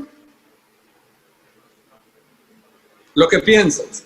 En realidad, los filósofos contemporáneos todos están de acuerdo que no hay una sola forma de conocimiento, sino que en el ámbito, en la filosofía se conoce, esta rama de la filosofía se llama epistemología y describe cómo llegamos a conocer las cosas. Y hoy todo el mundo está de acuerdo que tanto Descartes como Hume estaban un poco en lo cierto. De hecho, Saadia Gaon lo dijo en el siglo IX. Hay cosas que solo las puedes comprender tocándolas. No hay otra manera, ¿verdad? No hay manera. Es decir, no, hay cosas que son empíricas y hay otras cosas que no son empíricas. Por ejemplo, ¿cómo podrías tocar un átomo? No se puede, ¿verdad? No puedes tocar a Dios, por ejemplo. Pero sí, sabemos que existe porque las pruebas de su existencia están por doquier. Entonces, hay varias maneras de conocer las cosas. No es cierto que solo conocemos empíricamente o solo conocemos por la razón. Conocemos de varias maneras. Ahora, yo les pregunto esto. Cuando la Biblia dice conocimiento, árbol del conocimiento del bien y el mal, ¿a qué conocimiento se refiere? ¿Conocimiento empírico o conocimiento racional? Y si conocimiento empírico, ¿qué quiere decir eso? Miren lo que dice Rabbi Foreman. Rabbi Foreman dice que cuando la Torah habla de Da'at en los primeros capítulos, lo hace un poco a la David Hume, ¿verdad? Por ejemplo, conoció Adán, ¿a quién? A su mujer. ¿Qué quiere decir conoció ahí? No es que, hola Java, ¿cómo está? Mucho gusto. O no es que le llevaron una biografía de Java, ¿verdad? Java ben Elohim fue creada hace 2 días por Dios en el jardín del Edén, viniendo de una costilla. No fue que leyó la biografía. ¿Cómo la conoció? Experimentó a Java, ¿verdad? Se llegó ahí, tuvieron relaciones íntimas. Fue un conocimiento experimental. Entonces, conocimiento del bien y del mal, en el caso del árbol, no es tener el conocimiento intelectual de dilemas morales, sino que es experimentar la moralidad en términos de bueno o malo. Eso es lo que te daba el árbol. Ahora ustedes se quedarán así como que, ¿y eso qué? ¿Qué de diferente tiene con lo que tenemos ahora? Bien, aquí quiero llevarlos a Maimónides. Maimónides creo que dio en el blanco. Miren cómo lo describe Foreman. Dice, según Maimónides, atención que esto es lo central. Según Maimónides, el árbol no le dio conciencia moral donde antes no había. Más bien, transformó esta conciencia de un tipo a otra. Es decir, ellos ya tenían una conciencia de lo correcto y lo incorrecto. Lo que el árbol hizo fue transformar esa conciencia. ¿Cómo lo hizo? Antes de comer el árbol, Adán y Eva no habrían llamado buenas, tov, a las elecciones morales virtuosas y no hubieran llamado malas a las elecciones viles. Habrían tenido una forma diferente de pensar sobre tales cosas y habrían usado palabras diferentes para describirlas. ¿Cuáles eran estas otras palabras? La forma original de pensar de lo correcto y lo incorrecto. Bueno, de acuerdo con Maimónides, en el mundo anterior al árbol, en el mundo más pristino, las elecciones virtuosas se hubieran llamado verdadero y las elecciones reprensibles se hubieran etiquetado como falsas. En resumen, hacer lo correcto se hubiera llamado verdad y hacer lo incorrecto se hubiera llamado falsedad. Ahora, esto se oye raro, rarísimo. De hecho, cuando yo la primera vez que lo leí hace rato, lo leí hace como 10 años, de hecho, el libro de Maimónides, y me quedé, ¿cómo es eso? ¿Cómo es eso que hubieran entendido en lugar de bueno y mal en términos de verdad y falso? Es curioso esto, ¿verdad? Ahora, hagamos un pequeño experimento para desempacar un poco lo que Maimónides quiere decir. Dígame la primera palabra que se les viene a la mente al momento de... Vamos a hacer 4 cosas, ¿verdad? Dígame la primera palabra que se les viene a la mente, pero de verdad. Bien, 2 más 2 es 4. ¿Eso es? Cierto. Ok. Ayudar a los necesitados, ¿eso es? Bueno. París es la capital de Italia, ¿eso es? ¿Verdad? Dios mío, no, falso, ¿verdad? La capital de Italia es Roma, ¿verdad? París es la capital de Italia, eso es falso. Ok, torturar niños por diversión es... Ok, perfecto. Ahora, hagamos un experimento diferente. Si una pizza estaba riquísima, ¿cómo diríamos? ¿Que estaba buena o que estaba cierta? Estaba buena, ¿verdad? Ok. Y si llegan al refrigerador con una gran hambre, ven un queso que está ahí medio raro, lo comen y no es que solo estaba medio raro, no, de verdad, sabe medio rancio. ¿Cómo dirían? ¿Ustedes dirían que el queso está malo o que está falso? ¿Por qué? Bueno, sí, no, claro, yo te estoy preguntando, claro que está. Porque ha causado ciertos sentimientos en mi boca, el sabor agrio en el estómago. Bien. Que hizo que me doliera. Sí, no, yo tengo claro, eso está maravilloso. Lo que quiero llamar su atención es a cómo utilizamos la palabra cierto, falso y bueno y malo, ¿verdad? Por ejemplo... Falso lo en la cabeza. Ajá. En cambio, bueno o malo es lo que yo puedo experimentar. Bueno y malo es... No, porque puedes experimentar cosas falsas y verdaderas también. Por ejemplo, yo existo, es una realidad y es cierto, y lo puedo experimentar. Yo experimento mi existencia. No va por ahí tanto la cosa. La cosa va en que qué significa la palabra bueno y qué significa la palabra mala. Porque así se llama el árbol, ¿verdad? El árbol no se llama el árbol del conocimiento de lo justo y lo inicuo. El árbol no se llama el árbol del conocimiento de lo correcto y lo incorrecto. El árbol no se llama el árbol del conocimiento de lo recto y lo, como dijo Job, hay una palabra que utiliza Job, que se podrá sacar el árbol del conocimiento de lo puro y lo impuro, de lo recto y lo torcido. No. ¿Cómo se llama el árbol? El árbol del conocimiento de Tov Vagá. El árbol ya no está. No podemos ir ahí, no lo podemos testear, no lo podemos probar. Lo único que tenemos en la Torá son las palabras. Y el árbol se llama el árbol del conocimiento de Tov Vagá. ¿Qué cambia esto? Bueno, el problema, mis queridos hermanos, con la palabra bueno y malo, es que la palabra bueno y malo tiene dos significados. Por ejemplo, utilizamos la palabra, cuando yo les dije, ayudar a los necesitados es bueno. Ahora, ¿te refieres a eso que sabe bien? ¿Que tiene un buen sabor? No, ¿verdad? Ahora, cuando tú dices, la pizza estaba buena, utilizamos la misma palabra, utilizamos la palabra bueno para describir ambas cosas. Otro ejemplo, torturar niños por diversión es malo. Ahora, cuando decimos que algo a mí no me gusta, utilizamos la misma palabra, ¿verdad? No me gustan los rellenos de pacaya, por lo tanto, para mí, esos rellenos son malos. En otras palabras, la palabra bueno y malo es lenguaje subjetivo.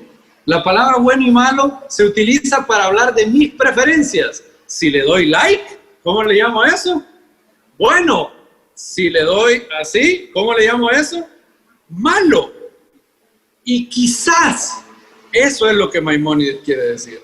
El cambio de un mundo de verdadero a falso a un mundo de bien y mal fue un cambio entre un mundo en el que yo podía permanecer fuera de mi deseo, dice Maimónides, para ver las opciones objetivamente.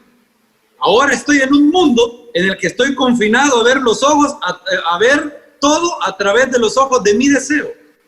Antes podía discernir claramente lo que Dios quería. Y también mis propios deseos, a pesar de que eran poderosos, no nublaban mi visión. En el mundo post-árbol, esa claridad se perdió.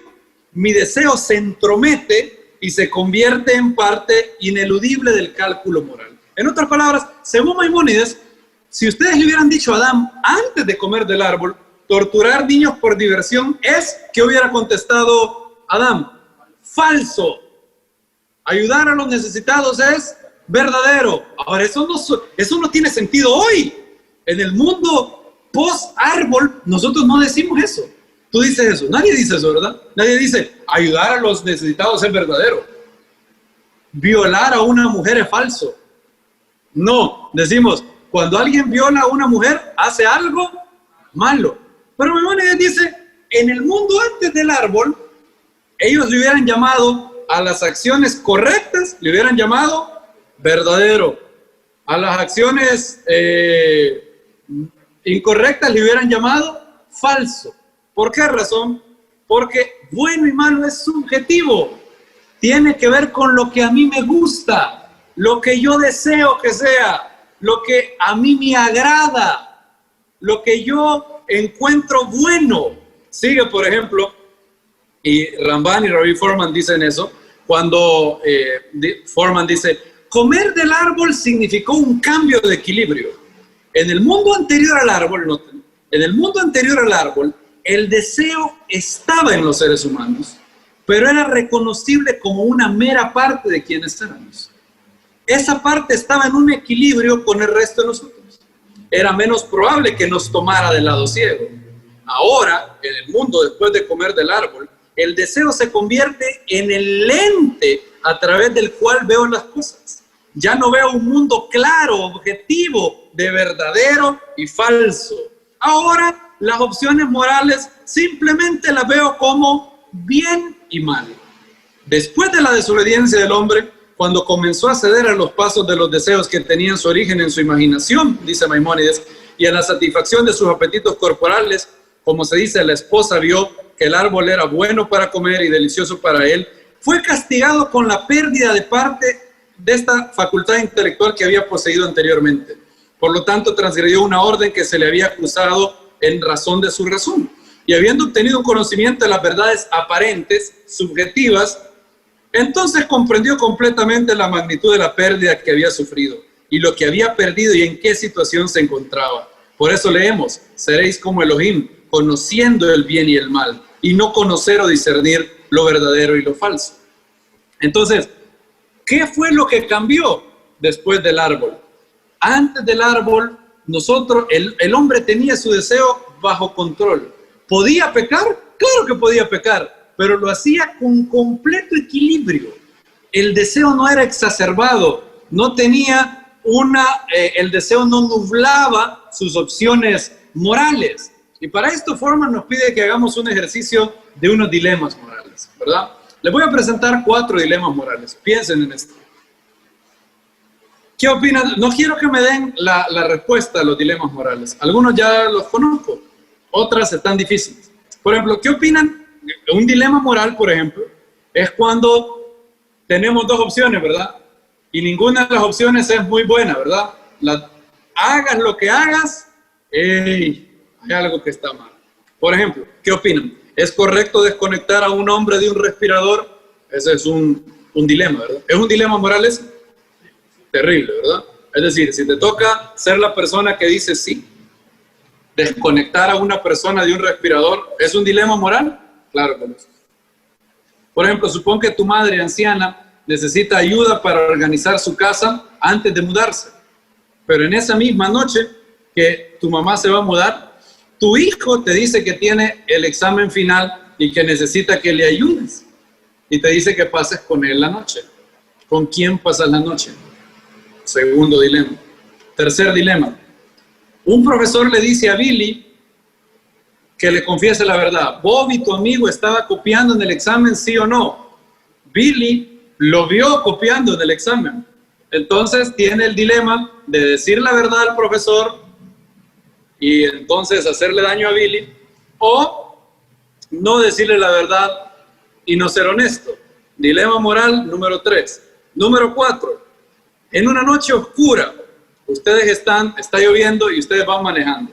Se van parqueando por ahí en el lugar del estacionamiento, van parqueándose ustedes, van viendo, cuando de repente oyen que le hace crack, y le hacen así, se le va el carro, ¿verdad? Ponen el freno, se bajan del carro y encuentran que le acaban de pegar a nada más y nada menos que a un convertible Lexus y le abollaron toda la parte delantera. Miran y nadie lo vio. Nadie los vio, no hay nadie. Nadie está ahí. ¿Qué haces? ¿Dejas una nota con tu teléfono diciéndole a la persona que se puede comunicar contigo para que le vas a responder o no lo haces? Ahora, no pretendo que me den la respuesta a los dilemas. La pregunta de Foreman es la siguiente, como plazo sésamo. ¿Cuál de estas cosas no es como las otras? ¿Cuál de estos dilemas no es como los demás? ¿Qué opinan de estos 4 dilemas? Se los voy a recordar. ¿Deberían de desconectar a una persona en un respirador? 1. 2. Tu madre te dice que le ayudes a mudarte, pero también tienes que ayudarle a tu hijo. 3. Bobby, le digo que copió mi gran amigo del alma al profesor. El profesor me ha citado y me dijo que le diga la verdad. ¿Le digo la verdad o no le digo la verdad? 4. ¿Qué hago con el Lexus que le acabo de pegar?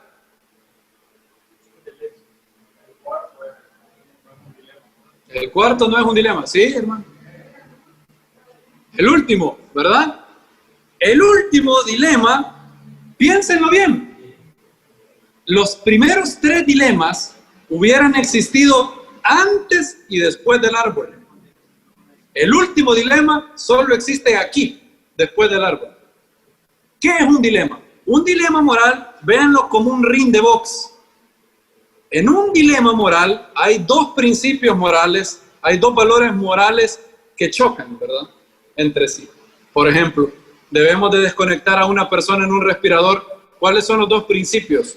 Bueno, está la santidad de la vida, que solo quien puede llevarse la vida, Hashem, pero también está el principio de darle dignidad a la vida, ¿verdad? Y entonces por eso la santidad de la vida y la dignidad de la vida chocan, ¿verdad? ¿Qué tal como en el segundo dilema? Tengo por un lado el mandamiento de honrar a ¿quién? A mi padre y a mi madre, pero también tengo el mandamiento de ser un buen padre. Entonces, ¿cuáles son los 2 boxeadores? El boxeador 1 es honor a los padres y el boxeador 2 es ¿quién? Deber a tus hijos, y chocan. Tercero, lealtad versus honestidad, ¿verdad? Bobby es mi amigo. Si alguien es mi amigo, tengo que ser ¿qué con él? Leal, somos amigos. Ahora, tengo que decir la verdad. ¿Cómo se llama eso? Honestidad. Bien, noten que en cada uno de los dilemas hay 2 valores morales, hay 2 principios morales. Vamos al cuarto dilema. Primer valor moral, honestidad. Si le hiciste un daño a alguien, tienes que responder. Ahora, ¿cuál es el segundo boxeador? ¿Cuál es el otro boxeador? ¿Cuál es el otro principio? La conciencia es la que genera, la conciencia es el ring de box, ¿verdad? Ahora, no hay nada, ¿verdad? No hay un segundo valor moral. O sea, en el otro estaba fácil. Santidad de la vida versus dignidad de la vida. Honestidad versus lealtad. Honor al padre, deber como padre. En este está honestidad versus nada. Ahora, si es así, ¿por qué es un dilema para nosotros? ¿Por qué es tan difícil? Porque en el mundo actual, en el mundo de hoy en día, sale un boxeador fantasma, llamado ¿cómo? Deseo. Y él es el que nos ciega, y nos ciega tanto como a Java. ¿Se acuerdan cuando Java estaba peleando con su deseo? ¿Qué empezó a hacer? Primero, bueno, no voy a ir en orden cronológico. Distorsionó las cosas, ¿verdad? Todos los árboles, ella mencionó la palabra todos, no. Exageró. ¿Hashem había prohibido tocar el árbol? No, exageró. Ok, perfecto. Minimizó las consecuencias. Ciertamente morirás, versus ¿qué dijo ella? Quizás morirás, o no sea que morirás. Les pregunto, cuando nosotros sabemos bien claro, qué es la cosa correcta por hacer, pero aún así queremos hacer lo que se nos da la gana, ¿qué hacemos? ¿Cuál es la dinámica de nuestro deseo? Hace exactamente eso. Yo no sé ustedes, pero este sería yo, más o menos, si quisiera salir de esa situación. Ay, le pegué al carro y hoy tengo que dejarla, tengo que dejar una nota. Pero tiene un Lexus. Si tiene un Lexus, tiene dinero, ¿sí o no? ¿Es Lexus un carro de pobre? ¿Tiene un pobre un Lexus? No tiene, ¿verdad? A todo esto, un Lexus tiene que tener seguro, ¿sí o no? ¿Quién anda un Lexus sin andar seguro? Nadie anda un Lexus sin seguro, ¿verdad? Además, él es rico. ¿Yo soy qué? Yo soy pobre. Soy tan pobre que solo tengo lo último para darle de comer a mis pobres niños. En cambio, él es rico. Él es rico. Y pensémoslo bien. ¿Lo haría él por mí? Si él hubiera sido el que me pegara, lo hubiera hecho. Dejaría una nota a él. ¿Saben qué?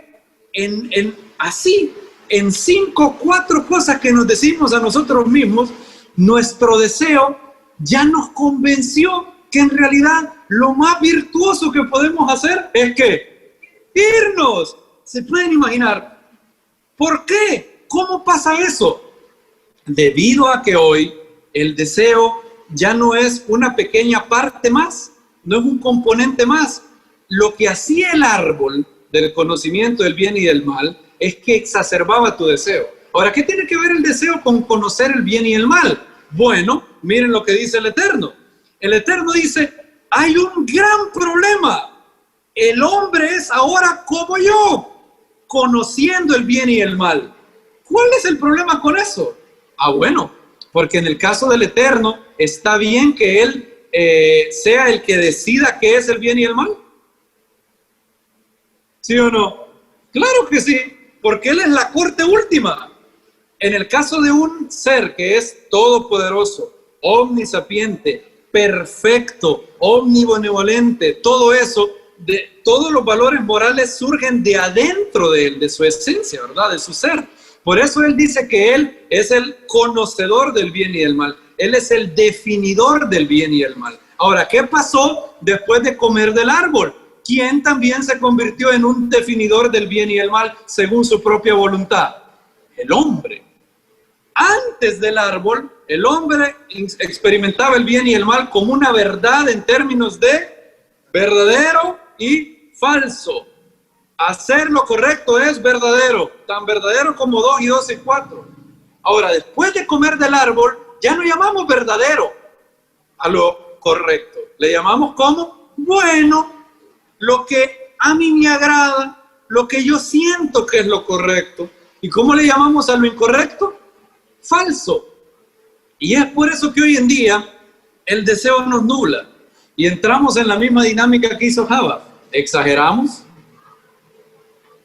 minimizamos. ¿Han visto a gente así? Yo, por ejemplo, en estos años he conocido miles de personas que racionalizan así. ¿Han oído estos dichos? No voy a ser ni el primero ni el último que lo haga.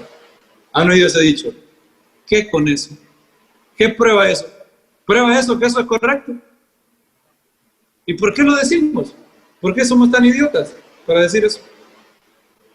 Estamos en pleno siglo XXI. ¿Qué prueba eso?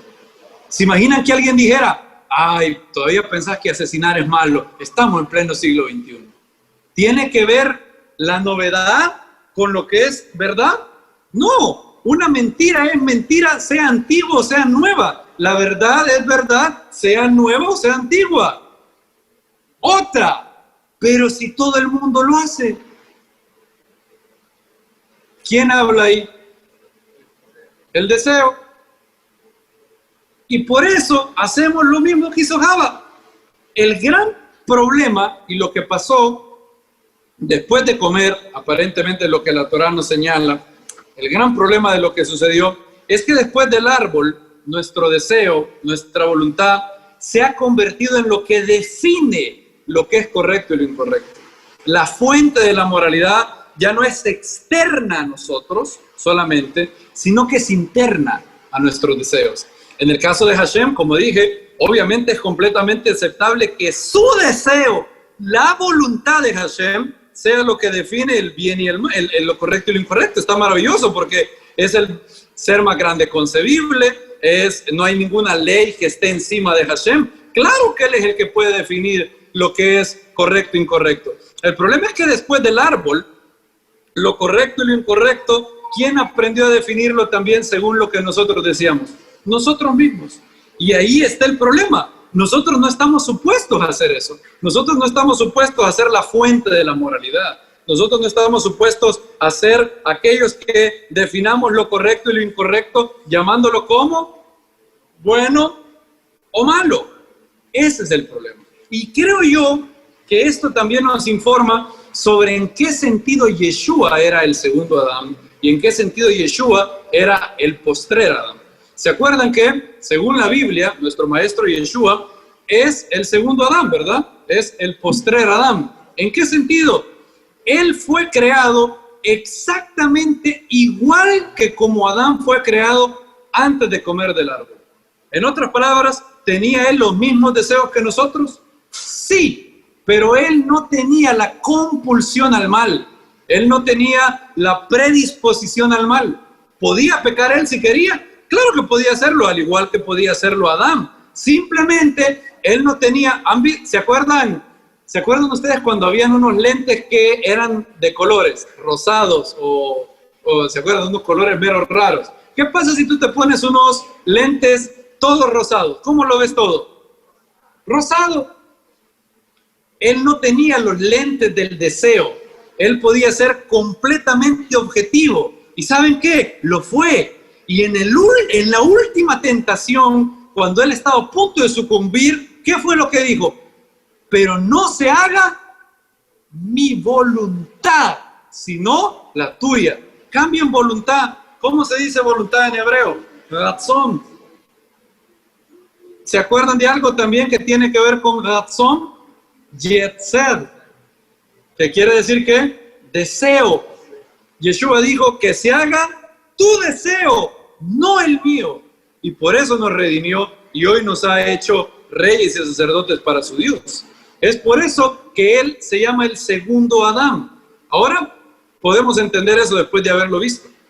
Y esto nos informa muy bien, y voy a terminar ya, sé que les he quitado un poco de tiempo, pero creo que hemos aprendido hoy, ¿verdad? Ahora, ¿qué relevante es esto para mí hoy en día? Ah, bueno, aquí viene. En el mundo actual, muchas veces tú puedes estar absolutamente persuadido que lo que tú crees que es correcto es la voluntad de Dios, mientras que no, en realidad es la voz de ¿qué? De tu deseo. Tú puedes decir que es la voluntad de Dios. Antes del árbol, tu deseo no se entrometía con tu intelecto moral. Para ti, la diferencia entre ser infiel a tu esposa o ser fiel era tan clara entre la diferencia entre 2 más 2 es 4 y 2 más 2 es 5. Era materia no de bien y mal, era materia de ¿qué? Verdadero y falso. Era obvio. ¿Podías decidir hacer lo mal? Podías decidirlo, pero no porque tu deseo te nublaba, no porque tu deseo te embrutecía, no porque tu deseo te jugaba en contra. Lo hacías con pleno conocimiento de causa. Pero no había una compulsión, no había un deseo. Por ejemplo, ¿yo podría tomarme una copa de vino? Sí, podría. Ahora, ¿cuál es la diferencia entre un alcohólico y yo? ¿Puedo yo tomarme una botella de vino? Puedo tomármelo. En el caso del alcohólico, ¿qué pasa con él? ¿Qué tiene él ya en su ser? Tiene un deseo exacerbado al alcohol. Se llama compulsión, ¿verdad? ¿Qué es una compulsión? Es un deseo tan fuerte que te hace ser esclavo. Te hace ser esclavo de tus pasiones. ¿Qué pasa con un drogadicto? La primera vez que él prueba de la droga, ¿qué sucede? Es libre completamente. ¿Qué pasa después de que ha inhalado, qué sé yo, crack, cocaína, 10, 20, 30 veces? ¿Qué pasa con él? ¿Qué pasa con su deseo? El deseo antes del árbol era un siervo. Hoy el deseo ¿qué es? Un señor.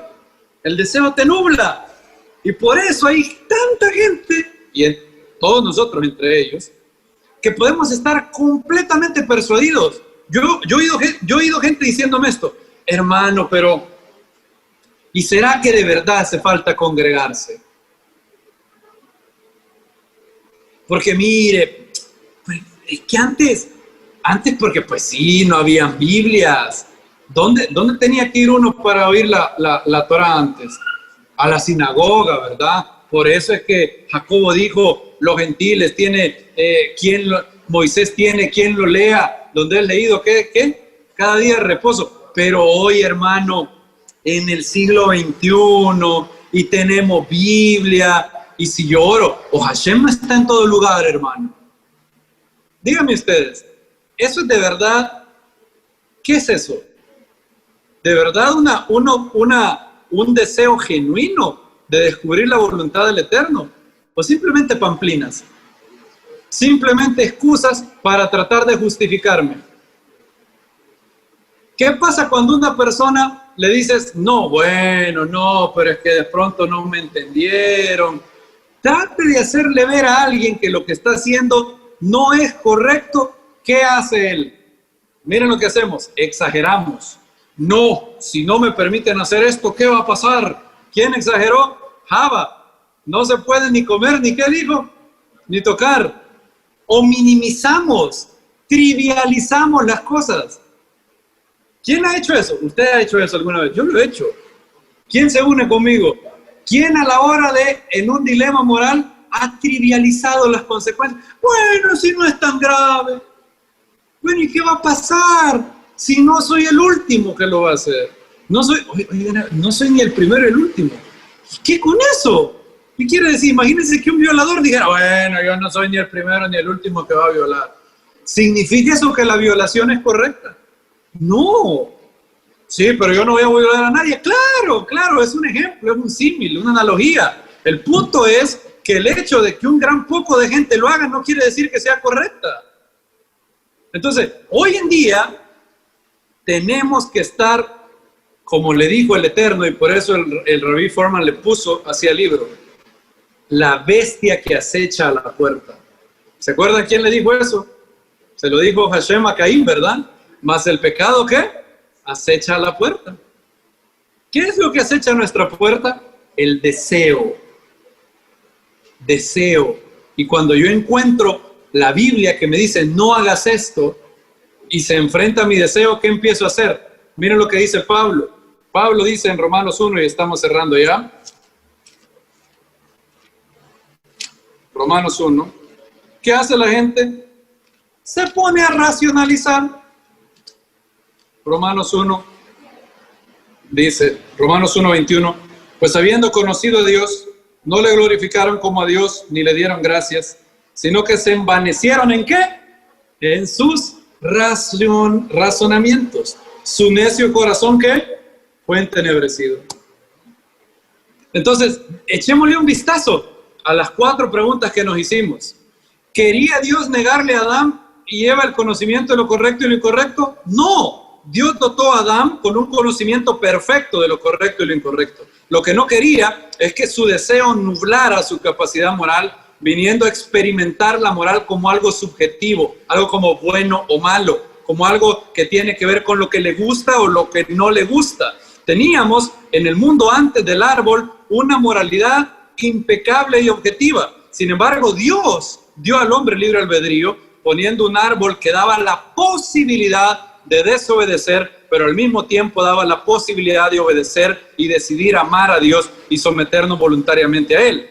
2, ¿mentía la serpiente o decía la verdad? Sí y no, en realidad decía la verdad. El hombre llegaría a ser como un Dios, definiendo qué es bueno y qué es malo. El problema es que el único que tiene derecho a hacer eso es ¿quién? Hashem. Y Hashem mismo dice eso. Por eso dice, el hombre ha llegado a ser como yo. Se cree que Él es la fuente de definición de qué es bueno y malo. Y por eso el Eterno tuvo que sacarlo del huerto del Edén. Por eso no significaba lo que Java creyó que significaba. En realidad era la ruina de ambos. ¿Conocía Adán del árbol de la vida? Probablemente no. Hashem mandó al hombre a comer de todo árbol y al poner al árbol de la vida en medio, era la voluntad de Hashem que el hombre llegara a disfrutar del árbol de la vida como consecuencia de obedecer su mandamiento. No por la motivación equivocada, no por la recompensa. Obvio que si Hashem explicaba la recompensa, el hombre iba a llegar inmediatamente a el árbol solamente por la recompensa y no por la obediencia. ¿Por qué Adán tenía miedo al estar desnudo? Nuestros órganos sexuales son las partes más representativas de dos cosas. Uno, deseo, y dos, la capacidad de crear. ¿Cómo se dice deseo en hebreo? Yetzer. ¿Cómo se dice creador? Yotzer. Yetzer y Yotzer. Ambas muy parecidas, ¿verdad? Cuando el hombre sintió claramente el desbalance de deseo que se originó en su interior, como su deseo ahora estaba exacerbado al comer del árbol, Adán se cubrió aquello que es signo de lo que andaba mal en su interior, su deseo acentuado y más difícil de controlar, algo que antes era un siervo, ahora era un señor. Ese es el mundo del bien y el mal en el que estamos hoy en día. ¿Cómo podemos escapar de ese mundo del bien y el mal? Ese mundo donde nos creemos dueños, donde nos creemos semidioses, donde nos creemos originadores, definidores de lo correcto y lo incorrecto, llegando a ser una moralidad subjetiva en términos de bueno y malo. ¿Cómo podemos hacerlo? Bueno, el antídoto para eso es otro árbol de vida que el Eterno nos dio, ahora expresado en los mandamientos de la Torá. Aparte de eso, necesitamos oración, necesitamos adorar al Eterno, necesitamos rodearnos de consejeros, necesitamos rodearnos de personas más espirituales de nosotros, porque somos horriblemente proclives a darnos mentiras, aquí decimos darnos timos nosotros solitos, a engañarnos, a autoengañarnos, a creernos virtuosos, y lo único que estamos haciendo es haciéndole caso a nuestro deseo.